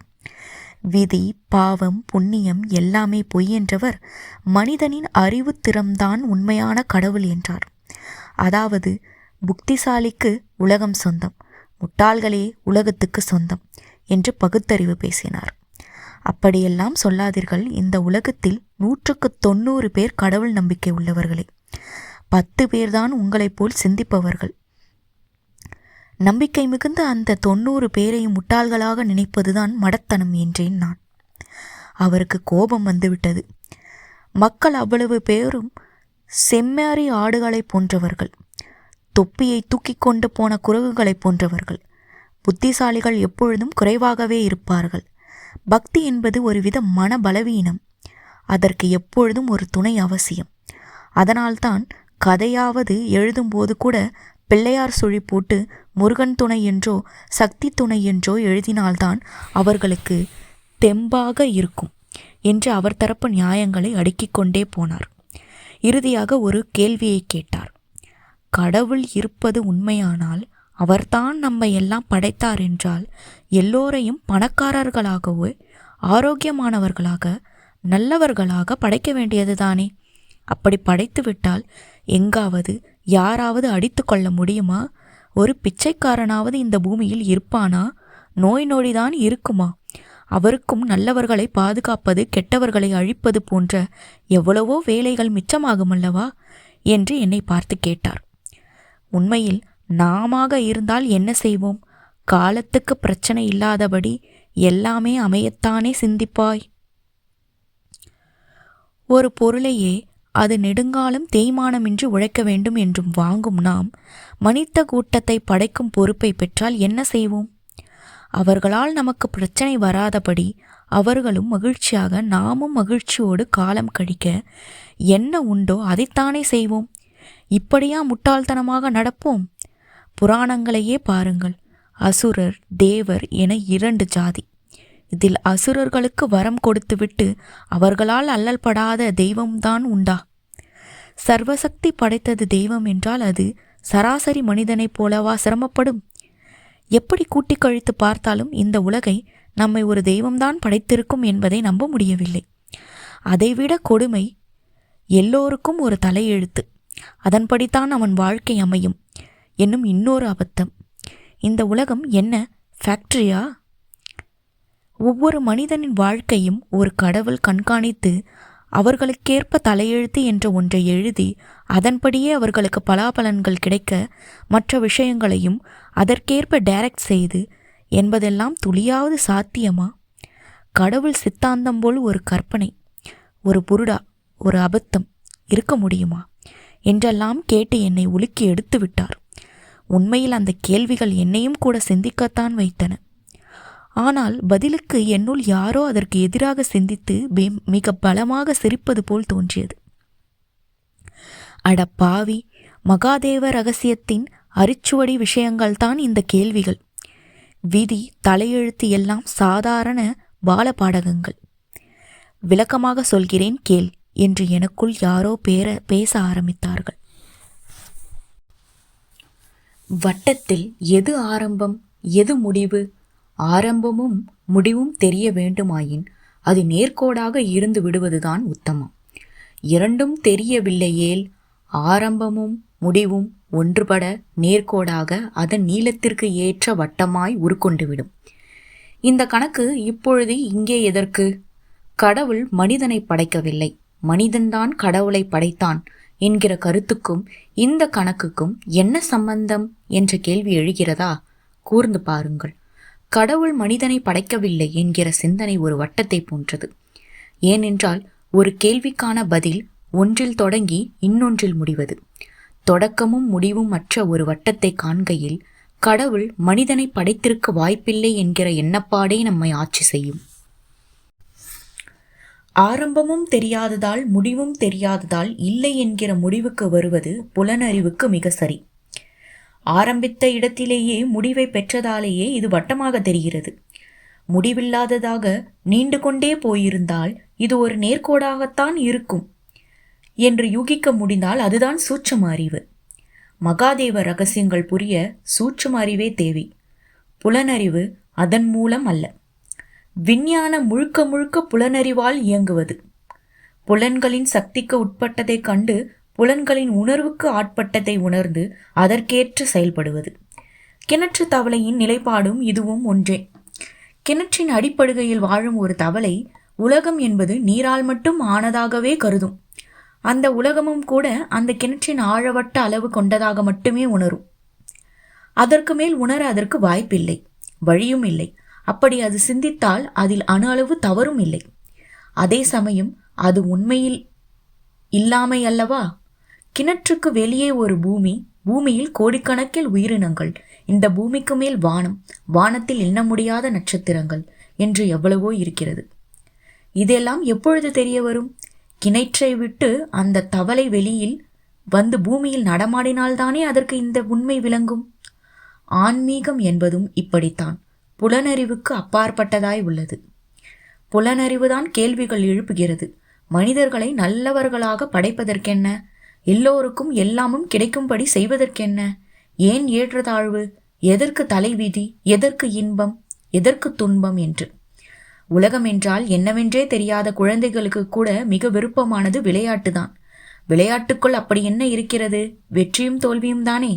வெற்றி என்றால் என்ன, தோல்வி என்றால் என்ன என்றே விளங்காத குழந்தைகளுக்கு கூட வெற்றி உணர்வின் கலை புரிந்திருப்பதால் அதை வேண்டி அது விளையாட்டில் ஜெயிக்க முயல்கிறது.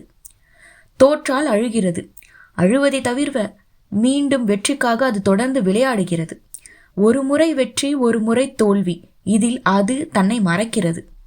இதற்கு உட்படாத கல்லை போல அமர்ந்திருக்கும் ஒரு குழந்தையை பார்த்து அதன் தாயோ அஞ்சுகிறாள்.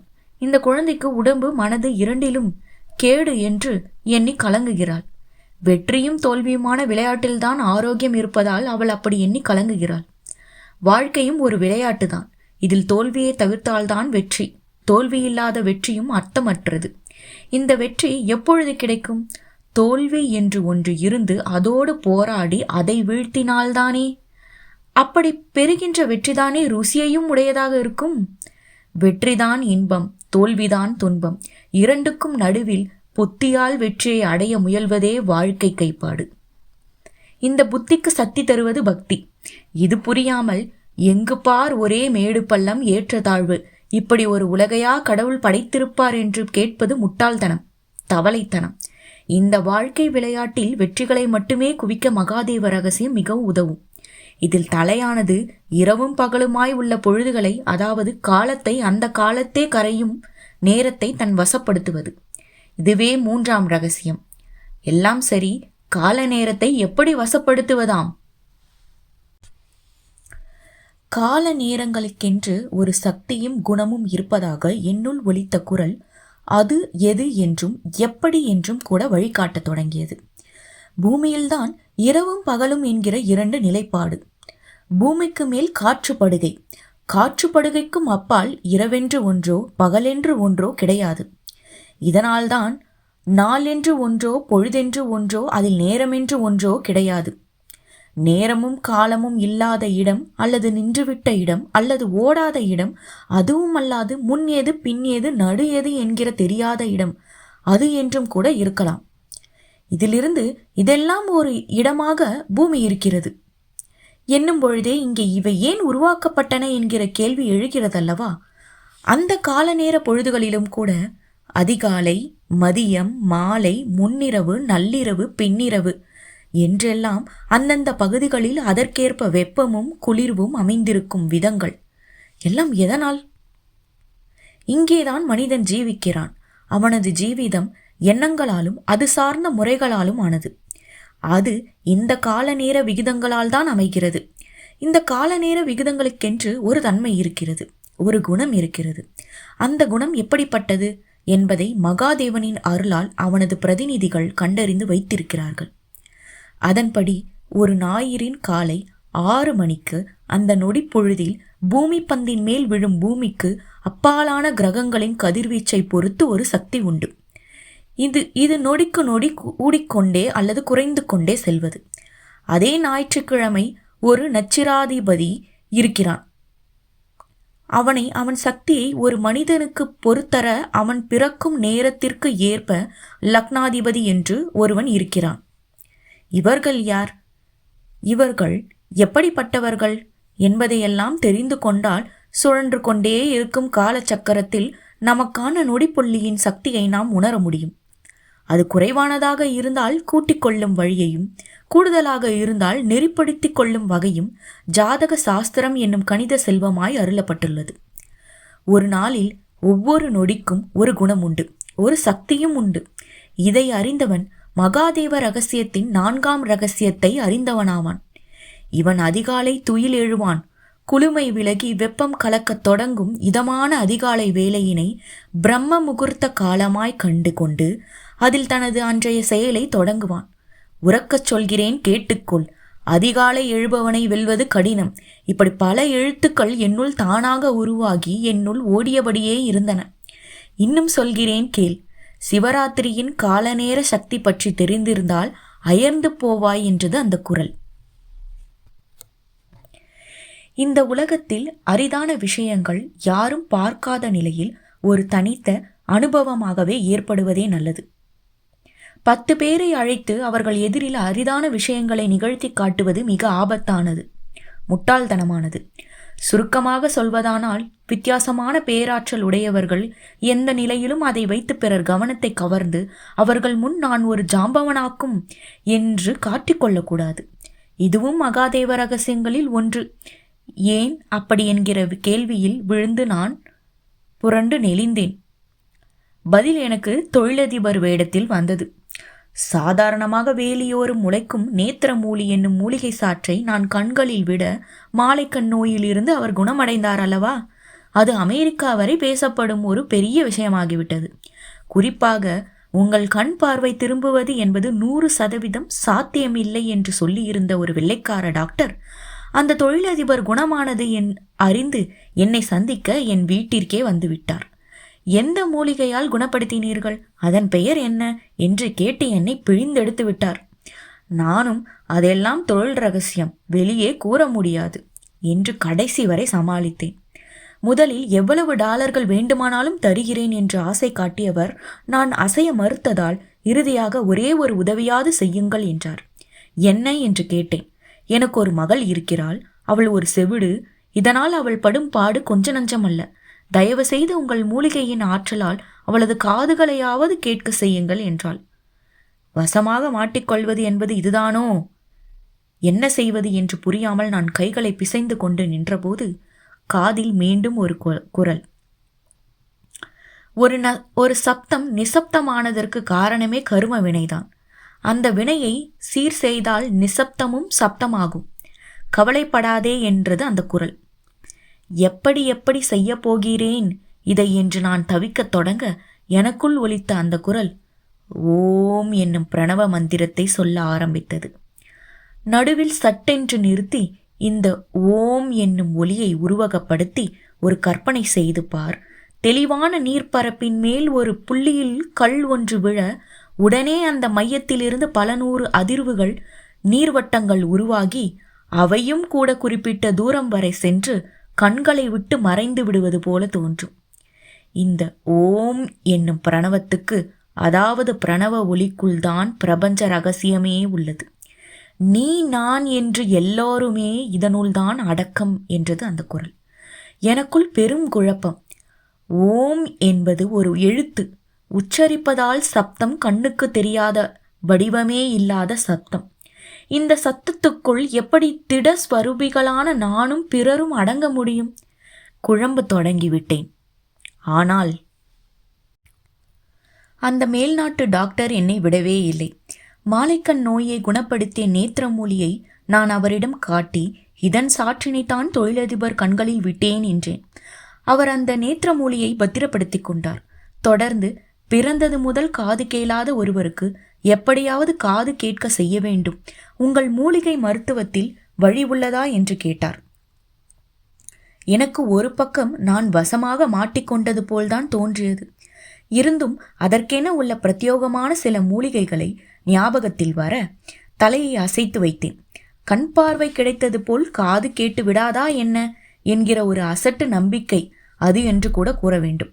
அதே சமயம் காதுக்குள் தான் யாரோ ஒருவர் வயனமாய் சப்பனமிட்டு அமர்ந்து கொண்டு வரிசையாக மகாதேவ ரகசியங்களை கூறியபடி உள்ளாரே, அந்த தெம்பும் ஒரு காரணம். இந்த நிலையில்தான் நேத்திரமூலியை பயன்படுத்தி அந்த வெளிநாட்டு மருத்துவர் ஒருவர் மாலைக்கண் நோய்க்காரருக்கு சிகிச்சை அளித்தார். ஆனால் தொழிலதிபருக்கு ஏற்பட்டது போல பெரிய அளவில் பளிச்சென்று ஒரு மாற்றம் ஏற்படவில்லை. என் கையால் அவருக்கு நான் நேத்திரமூலி சாற்றினை விட்டபோது அந்த நபருக்கு மாலைக்கண் குணமாகிவிட்டது. அந்த மருத்துவர் மட்டுமா வியந்தார்? நானும் தான். அப்போதுதான் இதுதான் 5வது மகாதேவ ரகசியம், இதை உணர்ந்து கொள் என்று ஒரு அலைவரிசை குரல் என்னுள் மீண்டும் ஒலிக்க துவங்கியது. அது மருந்தில் மட்டும் அதிசயமில்லை, அதை தரும் கைகளிலும் விஷயம் இருக்கிறது என்றது. கைகளில் என்ன இருக்க முடியும்? விரல்களை தவிர இது நான். மருந்தில் மட்டும் விஷயமில்லை, அதை தரும் கைகளிலும் விஷயம் இருக்கிறது என்று எனக்குள் கேட்ட குரல் என்னை தீவிரமாக சிந்திக்க வைத்தது. முன்பு ஓம் என்னும் பிரணவத்துக்குள் தான் இந்த பிரபஞ்சமே இருப்பதாக என்னுள் ஒலித்த குரலும் இப்பொழுது என் ஞாபகத்தில் வந்தது. ஓம் என்பது ஒருவித சப்தம். இதற்குள் பிரபஞ்ச ரகசியம் இருக்கிறது என்றால் எப்படி? அதே போல மருந்தை தரும் கைகளிலும் மகத்துவம் இருக்கிறது என்றால் எப்படி? என்னுள் யார் இருந்து கொண்டு இப்படி என்னை குழப்புவது? ஒரு மனிதனை கெட்ட ஆவிகள் ஆக்கிரமிக்கும் என்று கேள்விப்பட்டிருக்கிறேன், கதைகளிலும் வாசித்தும் இருக்கிறேன். அப்படி யாராவது என்னை ஆக்கிரமித்து என்னுள் இருந்து கொண்டே என்னோடு பேசுகின்றார்களா? அப்படி அவர்கள் பேச வேண்டிய அவசியம்தான் என்ன? கேள்விகள் கேள்விகள் கேள்விகள். மொத்தத்தில் நானே ஒரு கேள்வியின் தொட்டிலானேன். ஆனால் என்னையோ ஊர் வணங்க ஆரம்பித்து விட்டது. என் முகத்தில் விழித்துவிட்டு போன ஒருவருக்கு அனைத்து காரியமும் சித்தியாயிற்றாம். இன்னொருவரோ என்னை பார்க்கையில் அந்த பரமனையே பார்ப்பது போல் இருப்பதாக கூறினார். என் மனைவியே என்னை பார்த்து மிக அதிகபட்சம் வியந்து போனாள். உறக்கத்தில் என் குரட்டைக்கு அஞ்சாதவர்களே இல்லை. அப்படிப்பட்ட நான் குரட்டை விடாமல் தூங்குவது ஒரு அதிசயம் என்று என் குடும்பத்தவர்கள் குறிப்பிட்டனர். எனக்கு புரிந்துவிட்டது, மூலிகை தேடி நான் சென்ற அந்த மலைத்தளம்தான் அனைத்துக்கும் காரணம் என்று. அங்கு நான் சாப்பிட்ட அந்த அமிர்தமணி பழங்கள், அதனால் ஏற்பட்ட சுரூபமும் பின்பு கிட்டிய ரூபமும் ஜோதிடர் நாகபூஷணம் கூறியது போல என் பிறப்பின் போக்கையே மாற்றிவிட்டன. ஒரு வைத்தியனான நான் ரசமணிகளை உருவாக்குவதில் ஜித்தன். பாதரச மணிகளை என்னுள் என் போல புடம் போட்டு கட்டுபவர்களை காண முடியாது. அதை முன்னிடுப்பில் கட்டிக்கொண்டால் உடம்பின் வெப்பநிலையே ஒரு மாற்றம் உருவாக தொடங்கிவிடும். அதே போல இரத்த ஓட்டத்தில் அந்த ரசமணியின் கதிர்கள் ஊடுருவி அந்த இரத்தத்தில் பல ஜாலங்களை செய்ய தொடங்கிவிடும்.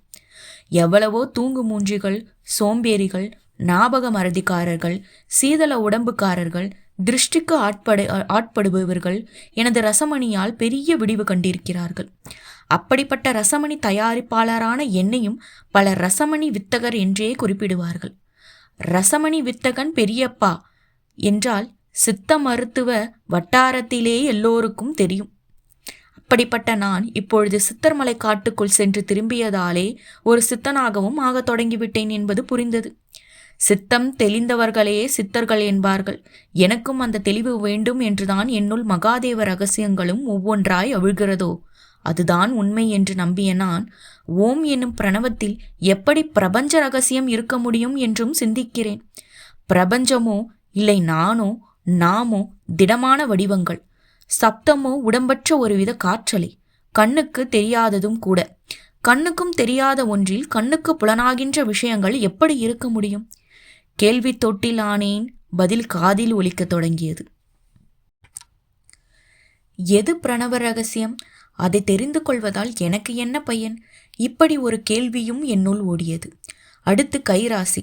பொதுவில் நமது இந்து மதத்தில் மட்டுமே இந்த ராசி பற்றியெல்லாம் பெரிதும் பேசப்படுகிறது. கைராசி, முகராசி, ஜாதக ராசி என்று இங்கே பலரும் பேச கேட்கிறோமே, இதெல்லாம் என்ன? இவையெல்லாம் மனிதன் தன் சௌகரியத்துக்கு உருவாக்கி சொன்ன வார்த்தைகளா? இல்லை, இதன் பின்னே உண்மையில் ஏதாவது பொருள் இருக்கிறது. என்னுள் இப்படி பல கேள்விகள். நான் தான் எவ்வளவு மாறிவிட்டேன், என்னுள் தான் எவ்வளவு மாற்றங்கள். இந்த கேள்விகளுக்கெல்லாம் விடை கிடைக்கும் என்று நம்பினேன். அதுதான் உள்ளே ஒரு குரல் அடிக்கடி ஒலிக்க தொடங்கி விடுகிறதே. இதற்கிடையே அந்த செவிடரை எப்படி குணப்படுத்துவது? அதன் தொடர்பாக மூலிகையை தேடிக்கொண்டு திரும்பவும் சித்தவனத்துக்கு போனால் என்ன என்று தோன்றியது. சற்று பயமாகவும் இருந்தது. சென்ற முறை ஏற்பட்ட விபரீத அனுபவங்கள் எதுவும் ஏற்பட்டால் என்ன ஆவது என்கிற அச்சமும் கூட ஏற்பட்டது. ஆனால் அன்று எனக்கு சித்தவனத்தில் ஏற்பட்டது விபரீத அனுபவமாக இருந்தாலும் இன்று அதனால் நானுமல்லவா ஒரு சித்தன் போல மாறியிருக்கிறேன். முன்பு வைத்தியனாக அந்த வனத்திற்கு சென்றேன். இந்த முறை சித்தனாக சென்றால் என்ன நடக்கும் என்ற கேள்வி எழும்ப, அதையும் தான் பார்த்து விடுவோமே என்று புறப்பட்டு விட்டேன். மீண்டும் சித்தவனம். நான் உள்ளே நுழையும் போதே என் நாசுகள் புதுவிதமான சில மூலிகைகளை வாசம் பிடிக்க தொடங்கிவிட்டன. அடுத்து என் கண்களும் சில அதிசயங்களை பார்த்தன. வனத்தில் உள்ள மரங்களுக்கு மேல் வெளிர் கருப்பு நிறத்தில், வெளிர் அரக்கு நிறத்தில் எல்லாம் பாலித்தீன் தாள். சடசடக்கும் போது அதன் மடிப்புகளால் தெரிய வருமே, அதுபோல பல வண்ண காட்சிகள் தெரிந்தன. சுருக்கமாக சொல்வதானால் மரங்கள் தங்கள் குணாதிசயத்திற்கு ஏற்ப காற்றை உமிழ்வது போல தோன்றியது. சராசரி மனித கண்களுக்கு புலனாகாத இந்த வண்ணங்கள் என் கண்களுக்கு புலனானதில் ஒரு உண்மை தெளிவாக புரிந்தது. மரங்களுக்கும் அதற்கு மேலான அந்தரத்துக்கும், அதாவது வானத்துக்கும் ஒரு தொடர்பு இருக்கிறது. அதை வாயுவாகிய காற்று உருவாக்கி தருகிறது என்பதை தெரிந்து கொண்டேன். அதே சமயம் வானம் என்று நாம் பார்க்கும் ஒன்று நம்மால் பார்க்க முடிந்த ஒன்று எதுவுமே இல்லாதது தெரியுமா? இல்லாத ஒன்றை பார்க்க முடியுமா என்று கேட்பார்கள். வானம் என்பது இல்லாத ஒன்றுதான். பார்க்கிறாயா? எப்படி? என்னுள் ஒரு குரல் ஒலித்தது. திக்குமுக்காடி விட்டேன். ஆம், வேகமில்லாத நீல வானத்தை பார்த்து நீலவானம் என்கிறோம். அது ஒரு அந்தரம். அங்கே திட வடிவில் எதுவுமே இல்லை. அட நுட்பமான கண்ணுக்கு புலனாகாத தூசு தும்பு கூட இல்லை. இப்படி எதுவுமே இல்லாத ஒன்றை எப்படி பார்க்க முடிகிறது? இது புரிந்தால் சிதம்பர ரகசியமும் புரிந்துவிடும் என்றது என்னுள் அந்த குரல். சித்தவனத்துக்குள் புகுந்த எனக்குள் இப்பொழுது புதியதோர் கேள்வி. உண்மையில் ஏதுமில்லாத வனத்தை எதை வைத்து பார்க்க முடிகிறது? விஞ்ஞான தத்துவப்படி இல்லாத ஒன்றை எவ்வளவுதான் முயன்றாலும் பார்க்க முடியாதே. என்னுள் எழும்பிய கேள்விகள் அடங்கிவிட்டன. விடை தேடி மனம் அலைப்பாயத் தொடங்கியது. கண்ணெதிரில் பசேல் என்று வனம். மலையகத்திற்கு எப்பொழுதுமே ஆண்மை அதிகம் என்கிற மாதிரி தோன்றியது. எங்கு பார் பசுந்தளிர்கள், கொடிகள், வலை கிளைகள். என் புலன்களிடமும் ஒருவித அசாத்திய கூர்மை. காலடியில் ஒரு புழு, அது தரையின் நிரடியபடி செல்லும் சப்தம் கூட என் காதில் தெளிவாக கேட்டது. அதே சமயம் கிசுகிசு குரலில் ரகசியங்களை பேசிக்கொள்கிற மாதிரி யாரோ அருகில் பேசிக்கொண்டிருந்தார்கள். யாரென்று அறிய முடிந்தவரை பார்த்தேன். ஆனால் துல்லியமான விழிப்புலன்களுக்கு கூட தெரியவில்லை. ஒருவேளை சித்த புருஷர்கள்தான் யாராவது என் விழிக்கு தென்படாதபாடி தங்களை ஒலித்து கொண்டு பேசுகிறார்களோ என்று கூட தோன்றியது. என் கழுத்து வரை வளர்ந்திருக்கும் ஒரே மாதிரியான 2 செடிகள்தான் பேசிக்கொண்டன. அவைகளின் பாஷை எனக்கு புரிவதில்லை. அது மனிதர்களின் காற்றை பயன்படுத்தி நாவு கொண்டு பேசுவது போல் இல்லாமல் வேறு விதமாக இருந்தது. அநேகமாக அவற்றின் பேச்சு என்னை பற்றியதாகத்தான் இருக்க வேண்டும். நான் அவைகளை 30 மூலிகையாக இனம் கண்டு கொண்டு பறிப்பேனா இல்லையா என்பதாக இருக்கலாம். அநேகமாய் நான் அவைகளை கொல்ல வந்ததாக கூட நினைத்திருக்கலாம். ஒன்று மட்டும் விளங்கியது. தாவரங்களுக்கும் நம்மை போன்ற உயிரினங்கள்தான். அனைவருக்கும் ஒரு இன்பமும் துன்பமும் வாழ்க்கை இருக்கிறது என்பது. அந்த நொடியில் விருட்ச சாஸ்திரம் தெரிந்தால் இப்பொழுது திகைப்பது போல நீ திகைக்க மாட்டாய் என்றது என்னுள் ஒரு குரல். விருட்ச சாஸ்திரமா? அப்படியென்றால்? அந்த சித்தவனத்தில் ஒரு பெரிய ஞானப்பாடமே எனக்குள் நடக்க ஆரம்பித்து விட்டது.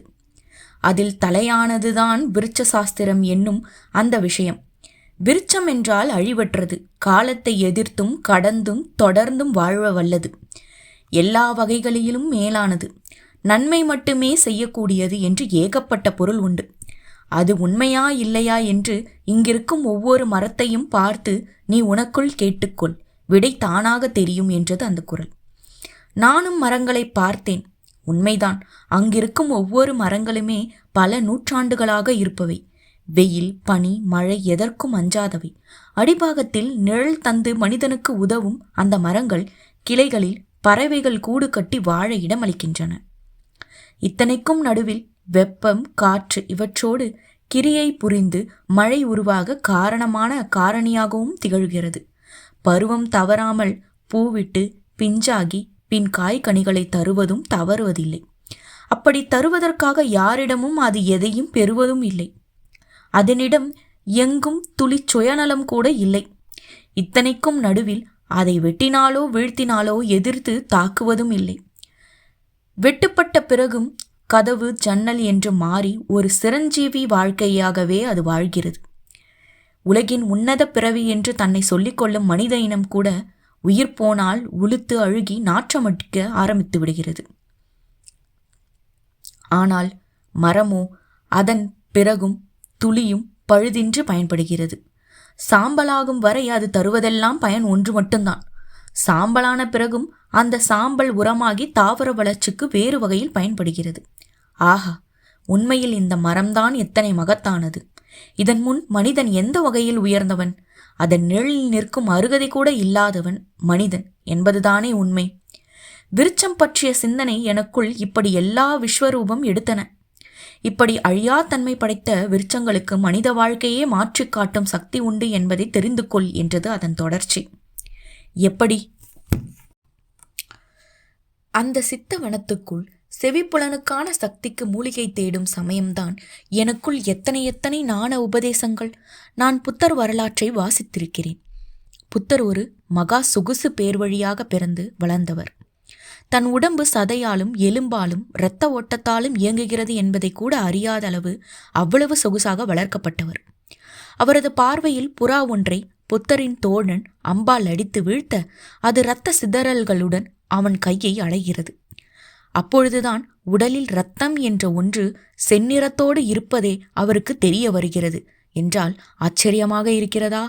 அது மட்டுமல்ல, அந்த புறாவின் துடிப்புதான் வலி. வலி என்றால் என்ன? அது எப்படிப்பட்டது என்றெல்லாம் கேள்விகள்.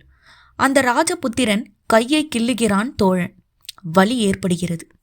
வலியை முதலாய் உணர்கிறார் புத்தர். இந்த வலியை இதற்கு முன்வரை நான் எப்படி உணராமல் இருந்தேன்? இது என்னுள் ஒளிந்து வாழ்ந்து கொண்டிருக்கிறதா? இப்படி புத்தருக்குள் கேள்விகள் தாக்கம் ஏற்படத் தொடங்கியது. அதன்பின் சாலையில் செல்லும் பிணம் ஒன்றை மாடத்தில் இருந்து பார்த்துவிட்டு உயிர் பற்றிய கேள்வியில் விழுந்து அதற்கான விடையை இந்த அரண்மனைக்குள் இருந்து அறிய முடியாது என்று நம்பி அரண்மனையை விட்டு வெளியேறுகிறார். அதன் பின் அவர் யாரைத்தான் சந்திக்கவில்லை. வேசி முதல் வெட்டியான் வரை உலகின் ஏற்றத்தாழ்வுகளில் சிக்கியிருக்கும் அவ்வளவு பேரையும் பார்த்து விடுகிறார். யாராலும் அவரது கேள்விகளுக்கு தெளிவான பதிலை கூற முடியவில்லை. இறுதியில் போதி மரத்தடியில் அவருக்குள் ஒலிக்கத் தொடங்கியது குரல்தான் அவருக்கு நாணத்தை தந்ததாம். அது எப்படி ஒரு குரல் நமக்குள்ளேயே ஒலிக்கும்? அது எப்படி தெளிவை தரும் என்றெல்லாம் நான் எண்ணியது உண்டு. அதுவும் ஒரு போதி மரத்தடியில் அந்த போதி மரத்துக்கு அப்படி என்ன சக்தி என்று சிந்தித்ததுண்டு. இப்பொழுதுதானே புரிகிறது, போதி மரம் மட்டுமல்ல, ஒதிய மரம் கூட நமக்கு உயரிய உலக நாணத்தை தரவல்லது என்று. எப்படி?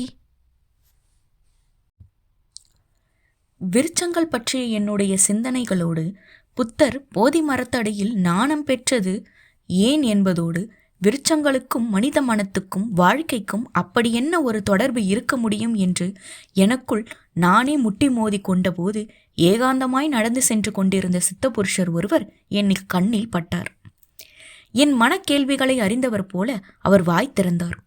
விருட்சத்தை போஷிப்பவர்களின் பாவ கர்மங்கள் விருட்சங்களுக்கு அவன் விடும் நீரோடு சேர்த்து கரைகிறது என்பது உனக்கு தெரியுமா என்று கேட்டார். நான் அதிர்ந்தேன். ஒரு புல்லுக்கு நீ உன் முயற்சியால் விடும் ஒரு சொட்டு நீர் உனக்காக ஒரு வேளைக்கு பசிக்கு உணவாக திரும்பப் போகிறது. தெரிந்து கொள் என்றவர், கோடீஸ்வரனாக வேண்டுமா? தங்கம் வெள்ளியிலேயே புரள வேண்டுமா? சுலபம், மிக சுலபம். ஒரு சேர 108 வில்வ மரங்களை நட்டு வளர்த்து அதன் தழைகளால் அந்த மகாலிங்கத்துக்கு அர்ச்சனை செய். மரங்கள் வளர ஆரம்பிக்கும் போதே உன்னிடம் செல்வமும் வளர ஆரம்பித்துவிடும். போ, சும்மாவேனும் இந்த பரிசோதனையை செய்து பார். ஆனால் உனக்கே அந்த செல்வம் அல்பம் என்கிற நாணத்தையும் அதே வில்வம் கொடுக்கும். அதுதான் பெரிய ஆச்சரியம் என்றவர் தன் இடைமடியில் இருந்து ஒரு ஏட்டுக்கட்டினை எடுத்து தந்து, இதை ஊருக்கு சொல் என்றார். நானும் விரித்து பார்த்தேன். வியப்புத்தறி என்னுள் இயங்க ஆரம்பித்து விட்டது. சித்தவனத்தில் நான் கண்ட அந்த சித்த புருஷர் தந்த ஏட்டுக்கட்டில்தான் எத்தனையோ செய்திகள். ஆசைகளால் ஆனவை வினைகள். இரும்பை உரிக்க இரும்பையே பயன்படுத்துகிற மாதிரி ஆசைகளால் ஆன வினைகளையும் அதன் போக்கில் போயே மாற்றிட முடியும். பரிகாரத்தம் என்னும் இச்செயல்பாடுகள் அறவினைகளாகும். அறவினை வளர வளர கருவினை கூடை கோழியாய் அடைத்துவிடும். நாயும் பூனையும் வளர்க்கப்படும் இல்லத்தில் தவறான விதி நேராகி கொண்டிருக்கிறது என்பது பொருள். விதிகளை மீறியே பழகியவன் தான் செய்த சிற்சில அறச்செயல்களாலே மிருகங்கள் மேல் காதல் கொள்கிறான். அதுவே பின் அவன் விதிகளை மீறிய கர்மச் செயல்களுக்கு தீர்வாகிறது. ஒரு நாயினுக்கு ஒருவேளை நீயிடும் உணவு பைரவத் திருவடிக்கு வைத்திடும் செவ்வரளியாய் மாறிவிடுகிறது. அந்த ஏட்டில் இப்படி அரிய செய்திகள் தொடர்ந்து கொண்டிருந்தன. அந்த ஏட்டுக்கட்டில் அரிய தகவல்கள் தொடர்ந்து கொண்டிருந்தன. அன்றாட வாழ்வில் கர்ம வினைகளின் காரணமாகவும் கிரக மாற்றங்களின் காரணமாகவும் நேரும் துன்பங்களுக்கு வலியை பொறுத்து உத்தரவாத நிவாரணங்கள் வேழத்தாரும் மூழத்தாரும் என்று ஒரு குறிப்பு என்னை கவ்வி பிடித்தது. அதாவது விநாயக பெருமானையும் ஆஞ்சநேய மூர்த்தியையும் அது குறிப்பதை புரிந்து கொண்டேன். இவர்களை சரணடைந்தால் இவர்கள் பேராற்றல் பேருதவியாக இருக்கும். அதற்காய் நாம் உடைக்கும் சூறை தேங்காய் போல் துன்பங்கள் சிதறிப்போகும் என்ற அந்த குறிப்பிற்கு ஆதாரமான பாடல்கள் என்னை வெகுவாக கவர்ந்தது. விழும் நீர் மழை நீர் ஏறும் நீரோ இளநீர் ஈததன் மேனியோர் மாயை நாரதை உதித்ததும் சோபை ஆயினும் பற்றினும் ஓடு ஆங்கே இருந்தலை போன்றதே நம் கூடு கூட தனதுள்ளே மழையும் தராத மண்ணும் தராத வெண்ணகம் தந்திடும் நன்னீர் இதை போன்றதே வெள்ளை மனத்துக் கண்ணீர் உடைபடும் காயெல்லாம் ஓர் மாயை உடைக்க உள்ளிருப்பதோ அத்தூய பிரசாதம் அதற்கீடு இல்லையாதலால் இதுவே பிரச்சோதம். அதாவது பக்தியுடன் வேழனுக்கு உடைக்கப்படும் ஒவ்வொரு தேங்காயும் நம் வினைகளை உடைக்கிறது. அது மட்டுமல்ல, தேங்காயின் நீரும் அதன் வெள்ளை பருப்பும் மிக விசேஷமானவை. உடைக்கும் முன்பு வரை உலகில் எந்த நுண்ணுயிரினாலும் தீண்ட முடியாதவை, தோஷமற்றவை. எனவே மிகப்பெரிய பிரசாத தகுதி அதற்கு எப்பொழுதும் இருக்கிறது போன்ற உண்மைகளை மெல்ல என்னால் உணர முடிந்தது. அந்த சுவடிக்கட்டு ஏராளமான அரிய தகவல்களை சொல்லிக்கொண்டே போனது. சித்தவனத்தில் வந்த வேலையை விட்டுவிட்டு அதிலேயே லயித்து போனேன். பிறகுதான் சமரணை ஏற்பட்டு காது கேட்பதற்கான அந்த மூலிகையை தேடி அலைய ஆரம்பித்தேன். மந்திர வல்லாரை என்கிற அந்த மூலிகை விசேஷமானது. மந்திர ஒலியால் தான் அதை இனம் காண முடியும். அதற்கென்று ஒரு பிரத்யேக மந்திரம் உள்ளது. அதை எந்த அதிர்வில் சொல்ல வேண்டும் என்றும் உள்ளது. அந்த அதிர்வைத்தான் குரு கற்றுத்தருவார். அவரது வாய் வழிய வரும் சப்த அதிர்வு அளவு கேட்ட பலரையும் கச்சிதமாக தொற்றிக்கொள்ளும். அதே அளவு அந்த மந்திரத்தை ஜெபித்தபடி வனத்தில் குறிப்பாக ஓடை போக்குள்ள இடத்தில் சுற்றி வர வேண்டும். ஓடை போக்கில் கரும்பாறைகள் இருப்பது உத்தமம். அந்த பாறைகளோடு கூடிய கரைவெளியில் மந்திரவல்லாரை ஒரு உயிருள்ள பாம்பை போல நீரோடு நெளிந்தபடி இருக்கும். ஜபிப்பு அதிர்வு கேட்டு அது நீர்ப்பரப்புக்கு மேல் வரும். அதை வணங்கிவிட்டு எடுத்துக்கொள்ள வேண்டும். மூலிகையை இனம் காண்பது சப்தத்தால், அது குறை நீக்குவதும் சப்த அடைப்பைத்தான். மந்திர காண்பதே சப்தம் சார்ந்ததுதானே, எனவேதான் காரண பெயராக வந்ததோ என்று கருத்து தோன்றியது. இப்படி மந்திர வல்லாரையை நான் நாடிச் செல்லும் போது இன்னொரு அதிசய காட்சியும் கண்டேன். அதுதான் நவபாஷான மெழுகை உருவாக்குவது. ஒரு சித்த புருஷர் அப்படி ஒரு மெழுகை உருட்டி பிசைந்து கொண்டிருந்தார் ஒரு குகைக்குள். நானும் பார்த்து விட்டேன். காது கேட்க உதவும் அந்த மந்திர மூலிகையை ஓடும் அறிவுக்கரையில் அமர்ந்து அதற்குரிய மந்திரங்களை சொல்லி அந்த சப்த அதிர்வுகளை கேட்டு எப்படி ரிமோட்டால் டிவி ஆன் ஆகிறதோ அப்படி அந்த மூலிகை கொடியும் வெளிவர அதை கைப்பற்றுதல் என்பதெல்லாம் அசாதாரணமான விஷயங்கள். சில சமயங்களில் அழுகொன்னி வேர்ச்சுடி கையில் அகப்பட்டு ஏமாற்றிவிடும். அதன் சாற்றை காதில் விட்டால் அவ்வளவுதான். அதன் பின் நித்திய செவிடாகிவிடும் அந்த காது. எனவே மூலிகை வைத்தியன் என்பவன் ஒரு தெய்வீக புருஷனாக இருக்க வேண்டியது மிக அவசியம். எனக்கு அந்த சித்த புருஷர் தந்த ஏட்டுக்கட்டில் வைத்தியர்கள் பற்றியும் ஒரு குறிப்பிருந்தது. அதை இன்று உலகில் உள்ள அத்தனை வைத்தியர்களும் அறிய வேண்டியது மிக அவசியம். வைத்தியன் என்பவன் மனித உருவில் உள்ள கடவுளாவான். கடவுளுக்கு பிறகு அவனே வலியாகிய துன்பத்தை நீக்குகிற உரிமையும் தகுதியும் பெற்றவனாகிறான். எல்லோரும் வைத்தியனாகிவிட முடியாது. அதற்கு ஜாதக ராசிகளின் அனுமதி மிக முக்கியம். அது பூர்வ ஜென்ம புண்ணிய பலன்களை பொறுத்தது. எனவே புண்ணிய பலத்தால் வைத்தியனாகிறவர்கள் அதை கொண்டு மோட்ச கதியை அடைய பார்க்க வேண்டும். ஏனென்றால் வியாதியால் வருகின்ற துன்பம் என்பது ஒருவனின் கர்ம வினை. அதை புண்ணிய பலமுள்ள வைத்தியனின் மருத்துவம்தான் நீக்கவும் முடியும். அப்படி ஒரு காரியத்தை செய்யும் போது அதற்கு ஒரு விலை வைப்பதும், குறிப்பாக தனது சேவையை பணத்துக்கு விற்பதன் மூலம் நோயாளியின் உபாதைக்கு காரணமான கர்மவினை வைத்தியனின் கணக்கில்தான் வரவு வைக்கப்படுகிறது. எனவே வைத்தியர்கள் தங்கள் கடமைக்கு அநியாய விலை வைப்பதை போன்ற ஒரு பாதக செயல் அவர்களுக்கு வேறும் எதுவும் இல்லை. இப்படி செய்பவர்களின் சந்ததிகள் மிக மிக பாதிக்கப்படுவார்கள். ஒரு வைத்தியம்தான் மகாவிஷ்ணு என்ற ஏட்டின் கருத்து என்னையே கட்டி போட்டுவிட்டது. இப்படிப்பட்ட சிந்தனைகளுடன் நான் அந்த காட்டில் நடந்தபோதுதான் ஒரு குகைக்குள் நவபாஷணங்களை கொண்டு சில சொரூபங்களை உருவாக்கும் அந்த சித்தரையும் பார்த்தேன். அவரும் ஒரு சிவலிங்கத்தை மிகுந்த சிரத்தையுடன் உருவாக்கியபடி இருந்தார். அந்த குகைக்குள் மூலிகை சாறுகளை கொண்டும் மண்ணிடை கிடக்கும் சில தாதுக்களை கொண்டும் அனலில் வாட்டியும் அடுப்பில் கொதிக்க வைத்தும் ஸ்பூடம் போட்டும் அந்த சித்த புருஷர் நவபாஷான லிங்கம் ஒன்றை உருவாக்கியபடி இருந்தார். பாஷாணம் என்றால் விஷம் என்று ஒரு பொருள். பாஷாணத்திற்கு உண்மையான பொருள் குணம் என்பதுதான். என்னை பார்த்து சிரித்த அந்த சித்த புருஷர் தான் இப்படி ஒரு பொருளை எனக்கு கூறியவர். அதே சமயம் குகைக்கு வெளியே ஒரு ஜீப் ஓடுவது போன்ற சத்தமும் சில மலைபலியர்கள் நடமாட்டமும் காதில் விழுந்தது. ஒரு பலியன் நாங்கள் இருக்கும் குகைக்குள் எட்டி பார்ப்பதை கூட நான் பார்த்தேன். ஆனால் அவனோ உள்ளே மிருகங்கள் எதுவும் படுத்திருக்கவில்லை என்ற குரலோடு விலகி போனான். நவபாஷான சுதையை ஒரு குயவனைப் போல பிசைந்தபடி இருந்த அந்த சித்த புருஷரோ சிரித்தார்.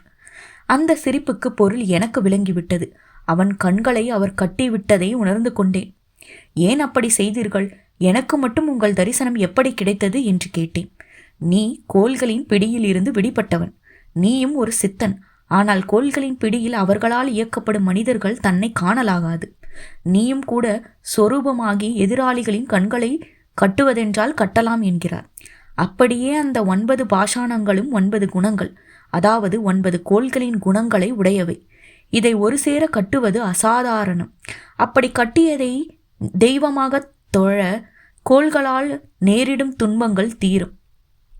முதலில் அது நேத்திரத்தாலும், பின் அபிஷேக பொருளாலும், பின் மந்திர சக்தி எதிரொலிகளாலும் நிகழும்.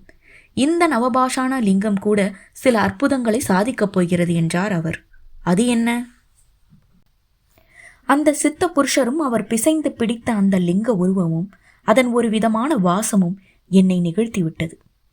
உலகில் நவபாஷான விக்கிர சொரூபங்கள் அபூர்வமானவை. விரல் விட்டு எண்ணும் அளவில்தான் அவையும் உள்ளன. நவபாஷாணங்களை தேடி பிடித்து உரிய அளவில் கலந்து ஒரு கலவையை உருவாக்குவதென்பது சாதாரண ஒரு விஷயம் இல்லை. அதிலிருந்து அதற்கு கோள்களை ஜெயித்த மனிதர்கள் வேண்டும் என்பதையும் அங்கே அந்த சித்த புருஷர்கள் மூலம் அறிந்தேன். அவருக்கு வயது 121. அது ஒரு 60 வயது பூர்த்தி செய்தவர்களையே கோள்களின் கருணையை பெற்றவர்களாக இந்த உலகம் கருதுகிறது. இதில் 260 ஒரு உயிர் எந்த உத்பாகமும் இன்று கடந்திருக்கிறது என்றால் அது எத்தனை மேம்பட்டதாக இருக்கும். இப்படி கோள்களின் கருணையை பெற்றவர்களை வணங்குவது, அவர்களின் ஆசியை பெறுவதும் விசேஷம் என்று கேள்விப்பட்டிருக்கிறேன். நானும் ஆசிகளுக்கெல்லாம் மேலாக பெரும் தவமே செய்திருக்கிறேன் என்பதை அங்கே அந்த சித்த புருஷரையும் நவகோள்களின் அம்சமான நவபாஷாணங்களை இணைத்து அவர் லிங்க சொரூபமாக உருவாக்கியதையும் பார்த்து வியந்து அந்த லிங்கத்தை முதலில் பூஜிப்பவன் நானாக இருக்க வேண்டும் என்று விரும்பினேன். நான் எனக்குள்ளே நினைத்ததை அந்த சித்த புருஷர் நொடிப்பொழுதில் உணர்ந்து கொண்டு, வெளியே வடகிழக்கில் நிறைய ஓடை மல்லிகள் பூத்திருக்கின்றன, பறித்து வந்து வணங்கு என்றார். நானும் வெளியே ஓடினேன். அப்பொழுதுதான் என் எதிரில் இன்னொரு சித்த புருஷர் அந்த குகைக்குள் நுழைந்தபடி இருந்தார். அவரை பார்த்ததும் வணக்கம் சொன்னேன். புதிதாய் உள்ளே நுழைந்த சித்த புருஷரை வணங்கியபடி வனத்துக்குள் வடகிழக்கு மூலையில் பூத்திருக்கும் மலர்களை பறிக்க சென்றேன். மலர்களும் பூத்து குலுங்கி கொண்டிருந்தன. அழகு, வாசம் என்று ஒருங்கே அமைந்த ஒருவித ஜீவ வெடிப்புதான் மலர்கள். மந்திர ஒளியோடு கூடி இறைவன் மேல் விழுந்து எடுத்து பிறப்புக்கு ஒரு அர்த்தத்தையும் கண்டுவிடுகின்றன. அதுவே அவைகளுக்கு மோட்சம். அப்படிப்பட்ட மலர்களை கொய்யும் போது அந்த மலரை தரும் தாவரத்துக்கு நன்றி கூற வேண்டும் என்று கிசுகிசுப்பாய் ஒரு குரல் என் காதில் ஒலித்தது. அப்படியே அது தொடர்ந்தது. மனிதர்களை விட மரமும் செடியும் கொடியும் நன்றி உணர்வு அதிகம் உடையவை. எவனொருவன் தாவரங்களை வளர்க்கிறானோ, எவனொருவன் தாவரங்களை வணங்குகிறானோ, எவனொருவன் தாவரங்களை தன்னை விட மேலாக கருதுகிறானோ அவனுக்கு தாவரங்களும் எல்லா கருணையும் செய்யும். அவனுக்கு பசித்த வேலைக்கு சோறு வந்து சேரும். அவன் மட்டும் வியர்வையில் நனைய மாட்டான். அவனை நிழல் தேடி வரும். இது ஏதோ மிகைப்பாடான ஒரு கருத்தல்ல. நீ தொடர்ந்து வாழ்ந்து பார். இந்த உண்மையை உன் வாழ்வில் நீ உணருவாய் என்றது அந்த குரல். நானும் மகிழ்வுடன் மடி நிறைய மலர்களுடன் மீண்டும் குகை நோக்கி திரும்பினேன்.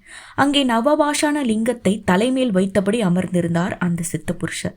அவர் என்னை பார்த்து, உன் பூஜையை தொடங்கு என்றார்.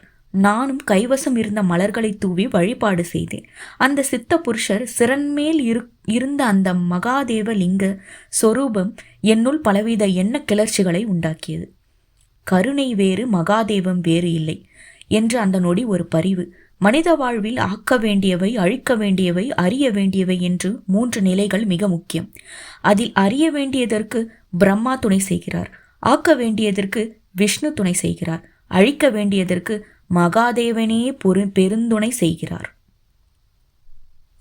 நம்முள் முதலில் தீவினை அழிய வேண்டும், நான் என்னும் அகந்தை அழிய வேண்டும். ஆணவம், கண்மம், மாயை என்ற இந்த சரீரத்துக்குள் ஒளிந்திருப்பதை எல்லாம் அழிக்க மகாதேவனால் மட்டும்தானே முடியும். என்னுள் மகாதேவம் குறித்து புது புது தெளிவுகள். அப்பொழுது அந்த சித்தர் அந்த நவபாஷான லிங்க சொரூபத்தை புதிதாய் வந்த சித்தயோகியிடம் தந்து, இதை அந்த பணக்கார தொழிலதிபர் வீட்டில் சேர்த்துவிடு, மற்றவை தானாக நடக்கும் என்றார். அப்படி சொன்னதில் ஏதோ ஒரு உட்பொருள் இருப்பது போல எனக்கு தோன்றியது. நான் பார்க்க என் கண் எதிரில் உருவாகி என்னாலும் பூஜிக்கப்பட்ட அந்த லிங்கம் என் கண் எதிரிலேயே ஒரு சித்தரால் கொண்டு செல்லப்பட்டது. அது எங்கே செல்கிறது என்பதை தெரிந்து கொள்ள என் மனம் துடித்தது. சித்த புருஷர்கள் எதிரில்தான் நினைத்தாலே போதுமே. அவரும் என் எண்ணத்தை தெரிந்து கொண்டு அது ஒரு பெரிய ஆன்மீக புரட்சியை செய்வதற்காகவும் கர்ம வினைப்படி விடுதலை அடைய வேண்டிய பல சிவனடியார்களுக்காகவும் இங்கிருந்து செல்கிறது. ஒரு பழமரமானது காய்த்து குலுங்கினால் போதும், பறவைகள் தானாக தேடி வந்து அதை உண்டு பசியாற்றி விட்டு சென்றுவிடும். இங்கே பழமரம் காய்த்து குலுங்க வேண்டும், அதுதான் முக்கியம் என்று அவர் பேசியது கொஞ்சம் விளங்கியது, மீதம் விளங்கவில்லை.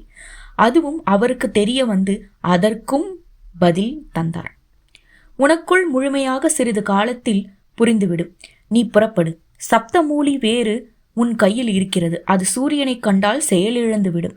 எனவே இரவோடு இரவாக சென்று கருப்பு துணியால் சுற்றி வைத்து பின் அதை நசுக்கி சாறெடுத்து பின் அதை பாதுகாத்து பயன்படுத்து என்று வழிமுறையும் கூறினார்.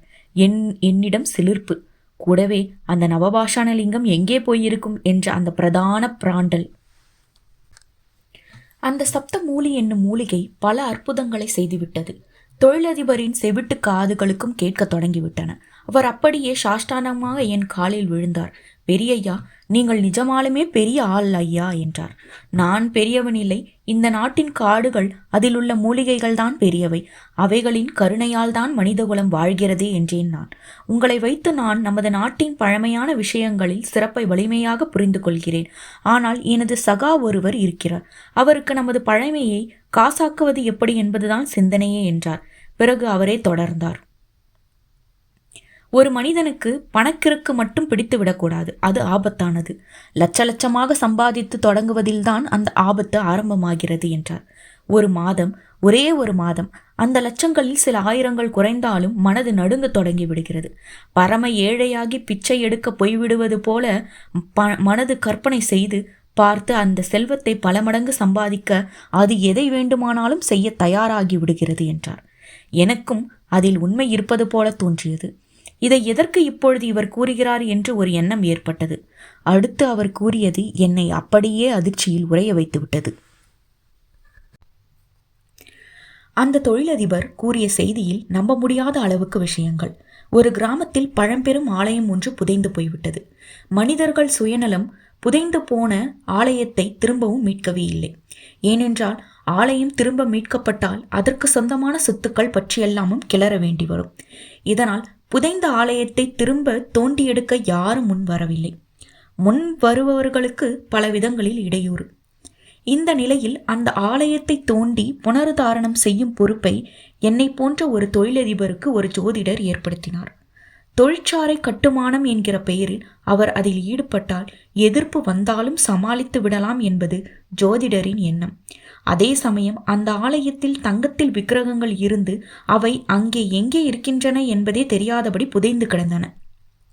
அந்த விக்கிரகங்களை அடைவதுதான் ஜோதிடரின் எண்ணம். அதை எடுக்கும் பொழுதே சில உயிர்பலிகள் நேரலாம் என்பது அவருக்கு தெரிய வந்தது. தொழிற்சாலை கட்டுமானத்திற்கு நடுவில் பரிகாரம் என்ற பெயரில் காரியங்கள் நடக்கும் பொழுது விபரீதமாக எது நடந்தாலும் பழி நிறுவனத்தின் மேல்தான் விழும். அதே சமயம் காரியத்தில் கண்ணாக இருந்து அந்த தங்க விக்கிரகங்களை அடைந்து விட வேண்டும் என்பது அவரது எண்ணம். சொர்ண விக்கிரகங்களை வைத்து சில வழிபாடுகளும் பூஜைகளும் செய்தால் சில சித்திகளை அடையலாம் என்பது அவரது எண்ணம். ஆனால் ஊருக்கே நல்ல நேரம் கெட்ட நேரத்தை கூறும் ஜோதிடருக்கு கெட்ட நேரம் என்றுதான் கூற வேண்டும். அவரது விபரீதமான எண்ணம் அந்த தொழிலதிபருக்கு விளங்கிவிட்டது. அந்த தொழிலதிபரும் மனம் குழம்பி போனார். அடுத்து என்ன செய்வது, அதை எப்படி செய்வது என்கிற குழப்பத்தோடு இருந்த அவர் சித்தர்மலை காட்டில் ஒரு குடிலில் வந்து ஓய்வெடுத்தார். ஓய்வின் போது சித்தர் மலை காட்டிலுள்ள குகைலிங்கம் ஒன்று கண்ணில் பட்டு அவருக்கு அருளியது. அதன் மூலம் அவர் குழப்பம் நீங்கியது. புதைந்த சிவன் கோயிலை திரும்பவும் தோண்டி எடுத்து புனருத்தாரணம் செய்வது, அப்பொழுது சொர்ணலிங்கமும் விக்கிரகமும் கிடைத்தால் அதை ஊரறிய பிரதிஷ்டை செய்து அந்த பேராசை பிடித்த ஜோதிடருக்கு பாடம் கற்பிப்பது என்று தீர்மானித்தார். இதை அவரே என்னிடமும் சொன்னார். காது கேளாத நிலையில் அவர் சொன்னதை ஓரளவு நான் புரிந்து கொண்டேன். ஆனால் அவர் மரணத்துக்கு பிறகு முழுவதுமாக புரிந்து கொண்டேன். பாவம், அவர் ஒரு செயற்கரிய செயலை செய்ய விரும்பி அவர் திடீரென்று இறந்தது எனக்கு அதிர்ச்சியை தந்தது. கோயில் விஷயமாக களத்தில் இறங்குபவர்களுக்கு இப்படித்தான் விபரீதம் நேரும் என்று கூறியதில் உண்மை இருக்குமோ என்று பயந்தேன். ஆனால் அந்த தொழிலதிபர் பெரியய்யாவாகிய என்னிடம் கூறிய விஷயங்களில் ஏராளமான மர்மங்கள், குறிப்பாக இறுதியாக அவர் கூறியது. அந்த தொழிலதிபர் தொடர்ந்தார். எனது இனிய நட்பிற்குரிய அந்த தொழிலதிபர் தன் கம்பெனிக்கு இடம் வாங்கி அங்கேயே கட்டிட வேலையை தொடங்க பூமி பூஜையும் போட்டுவிட்டார். ஒரு அதிசயம் போல அவர் பூமி பூஜை செய்ய குழி தோண்டிய இடத்தில் ஒரு தாழிப்பானை கிடைத்தது. அதனுள் பூஜிக்கப்பட்ட நிலையில் அம்பாளின் தங்க விக்கிரகமேனி இருந்திருக்கிறது. துளியும் காற்று புக முடியாத நிலையில் சமாதியாகி போன அந்த நிலைப்பாட்டிலும் அம்பாளின் திருமேனியில் போட்டிருந்த மலர் மாலை வாடியிருக்கவில்லை. முன்னால் ஒரு அகல் விளக்கும் எரிந்து கொண்டிருந்திருக்கிறது. தொழிலதிபர் அதை பார்த்து அதிசயத்தில் ஆழ்ந்து போனார். அவருடன் அப்பொழுது அவரது ஜெனரல் மேனேஜர் மட்டும்தான் இருந்திருக்கிறார். தான் பூமி பூஜை போடுவதோ கம்பெனியை கட்ட தொடங்குவதோ கூடியவரை ஜோதிடருக்கு தெரியக்கூடாது என்பது அவரது தீர்மானம். எனவே அங்கு குடியை தோண்ட வந்த இன்ஜினியர் சங்கரதாஸ் மற்றும் பூஜிக்க வந்த அந்தனர் என்று 5 பேருக்கு மேல் அங்கே யாரும் இருக்கவில்லை. இதில் இன்ஜினியர் சங்கரதாஸ் தேங்காய் பழம் வாங்கி வர ஜீப்பை எடுத்து கொண்டு சென்று விட்ட நிலையில் அந்தனரும் குளிக்க சென்று விட்டார். அந்த நேரத்தில் குடி தோண்டும் பொழுதுதான் தாழிப்பானையில் அம்பாளின் சொர்ண விக்கிரகம் கண்ணில் பட்டிருக்கிறது. அவரது ஜெனரல் மேனேஜர் கூட அந்த காட்சியை பார்த்து வெலவெலத்து போய்விட்டதாக சொன்ன தொழிலதிபர் அதை உடனேயே அப்படியே தன் கார் பின் சீட்டில் எடுத்து வைத்து கொண்டு விட்டாராம். சொர்ண விக்கிரகம் கிடைத்து விட்டது, அதுவும் மிக தற்செயலாக சொர்ணலிங்கமும் இங்குதான் எங்கேயாவது இருக்க வேண்டும் என்று பூஜித்த தொழிலதிபர் ஜெனரல் மேனேஜர் வாயை கட்டி போட்டதோடு அந்த குழியை தோண்டியவனுக்கும் நிறைய பணத்துடன் அவனது பெருவிருப்பமான சிங்கப்பூர் வேலைக்கும் ஏற்பாடு செய்து கொடுத்து விட்டார். அடுத்து லிங்கமும் கிடைக்க வேண்டும், கிடைத்துவிடும், எனக்கு நம்பிக்கை இருக்கிறது. அப்படி கிடைத்தால் அரசுக்கு அதை தரமாட்டேன், கோவிலை புதுப்பித்து அதில் தான் ஸ்தாபிதம் செய்வேன் என்றார். ஆனால் அந்த ஜோதிடரோ எனக்கு இன்னும் சில நாள்தான் வாழ்க்கை, அதன் பிறகு என் ஆயுள் முடிந்துவிடும் என்று கூறியிருக்கிறார் என்றும் கூறினார். நான் கூட அவரை தேற்றினேன், இறைவன் உங்களை கைவிட மாட்டான் என்று. நானும் மரணத்திற்கு அஞ்சவில்லை. மரணம் என்பது ஒரு மாற்றம்தானே. ஆனால் ஒரு ஆலயம் எப்படியெல்லாம் ஆகிவிட்டது பார்த்தீர்களா? நமது ஆலயங்கள் அந்த நாள் முதல் இந்த நாள் வரை அழிந்து அழிந்து துளிர்ப்பதே வாடிக்கையாகிவிட்டது என்றார். நான் அப்பொழுது சிரித்து விட்டேன். கடவுளுக்கு தன் ஆலயத்தையே பாதுகாத்து கொள்ள முடியவில்லை, மனித கயவர்களிடம் அடிக்கடி சிக்கி அப்பாவி சிறைவாசம் அனுபவிக்கிற மாதிரி அனுபவிக்கிறார். இவரை எப்படி சர்வமல்லவை படைத்தவர் என்று கூற முடியும் என்று கேட்டேன். இந்த கேள்வி அவரை குத்தி கிழித்து விட்டது. தவறு நண்பரே, உலகமெங்கும் இறைவன் உள்ளான். அவனை ஆலயத்தில் மையப்படுத்தி அழைத்து அவன் அருளை பெற முயற்சிப்பது மனிதன் தானேயன்றி இறைவன் இல்லை. ஒரு வகையில் ஆலயமும் ஆசையின் சின்னம்தான். ஆனால் இந்த ஆசை மனிதனை கடைத்தேற்றும் ஆசை. ஆனாலும் ஆசையால் எது வந்தாலும் அதில் பேராசை கொடியும் தொற்றும் பரவும். அங்கே அதன் காரணமாக பாவச் செயல்கள் நடக்கத்தான் செய்யும். உலகை ஆட்டி படைக்கும் மாயை ஆலயங்களை கூட விட்டுவிடவில்லை. இந்த ஆலயம் கூட மாய வலையில் சிக்கிவிட்டது, மீட்க வேண்டும் என்றார். அந்த பதிலில் எனக்கும் நிறைவுதான். ஆனால் அவரால் மீட்க முடியவில்லை. விதி வென்று விட்டது. மாற்றம் என்று சொன்ன மரணம் அவரை கொன்று சென்று விட்டது. இப்படி ஆகிவிட்டதே வைத்தியரே என்று என்னிடம் வருந்தினார் தொழிலதிபர். நானோ சித்தவனம் சென்று நவபாஷான லிங்கத்தை உருவாக்கிய சித்த புருஷருடன் அவ்வளவையும் கூறி வருந்தினேன். கவலைப்படாதே, எனது நவபாஷான லிங்கம் அனைத்து சங்கடங்களையும் தீர்க்க ஒரு நிவாரணியாக செயல்படத் தொடங்கிவிட்டது. ஒரு நல்ல முடிவு ஏற்படும். அப்பொழுது ரசமணிகளை உருவாக்கி காட்டுவதில் வல்ல நீயே ஒரு ரசமணியோடு அங்கு சென்று நடப்பதை காண்பாய் என்றார். எனக்கு மீண்டும் சிரிப்பு வந்தது. சுவாமி, ஒரு ஆலயத்தின் சீரழிவை நீங்கள் சரி செய்து விட்டது போல தோன்றுகிறது. இந்த உலகில் இப்படி எத்தனையோ ஆலயங்கள், அங்கெல்லாம் சென்று மீட்கப் போவது யார் என்று கேட்டேன். வேறு யார்? அந்த பகுதியில் புண்ணிய பலன்களை தேடி சேர்ப்பவர்கள்தான் என்று நொடியில் அந்த சித்த புருஷரிடம் இருந்து பதில் வந்தது. எனக்கு வெளவெளத்து போய்விட்டது. அந்த பதிலே பல உண்மைகளையும் விளக்கிவிட்டது. பாழ்பட்ட மனம் கொண்டவர்கள் இருந்தால் பாழ்பட்ட ஆலயங்கள் இருக்கத்தான் செய்யும் என்பதே இது. இதே போன்று மற்றொரு சிறுகதையுடன் உங்களை அடுத்த பதிவில் சந்திக்கிறேன். நன்றி.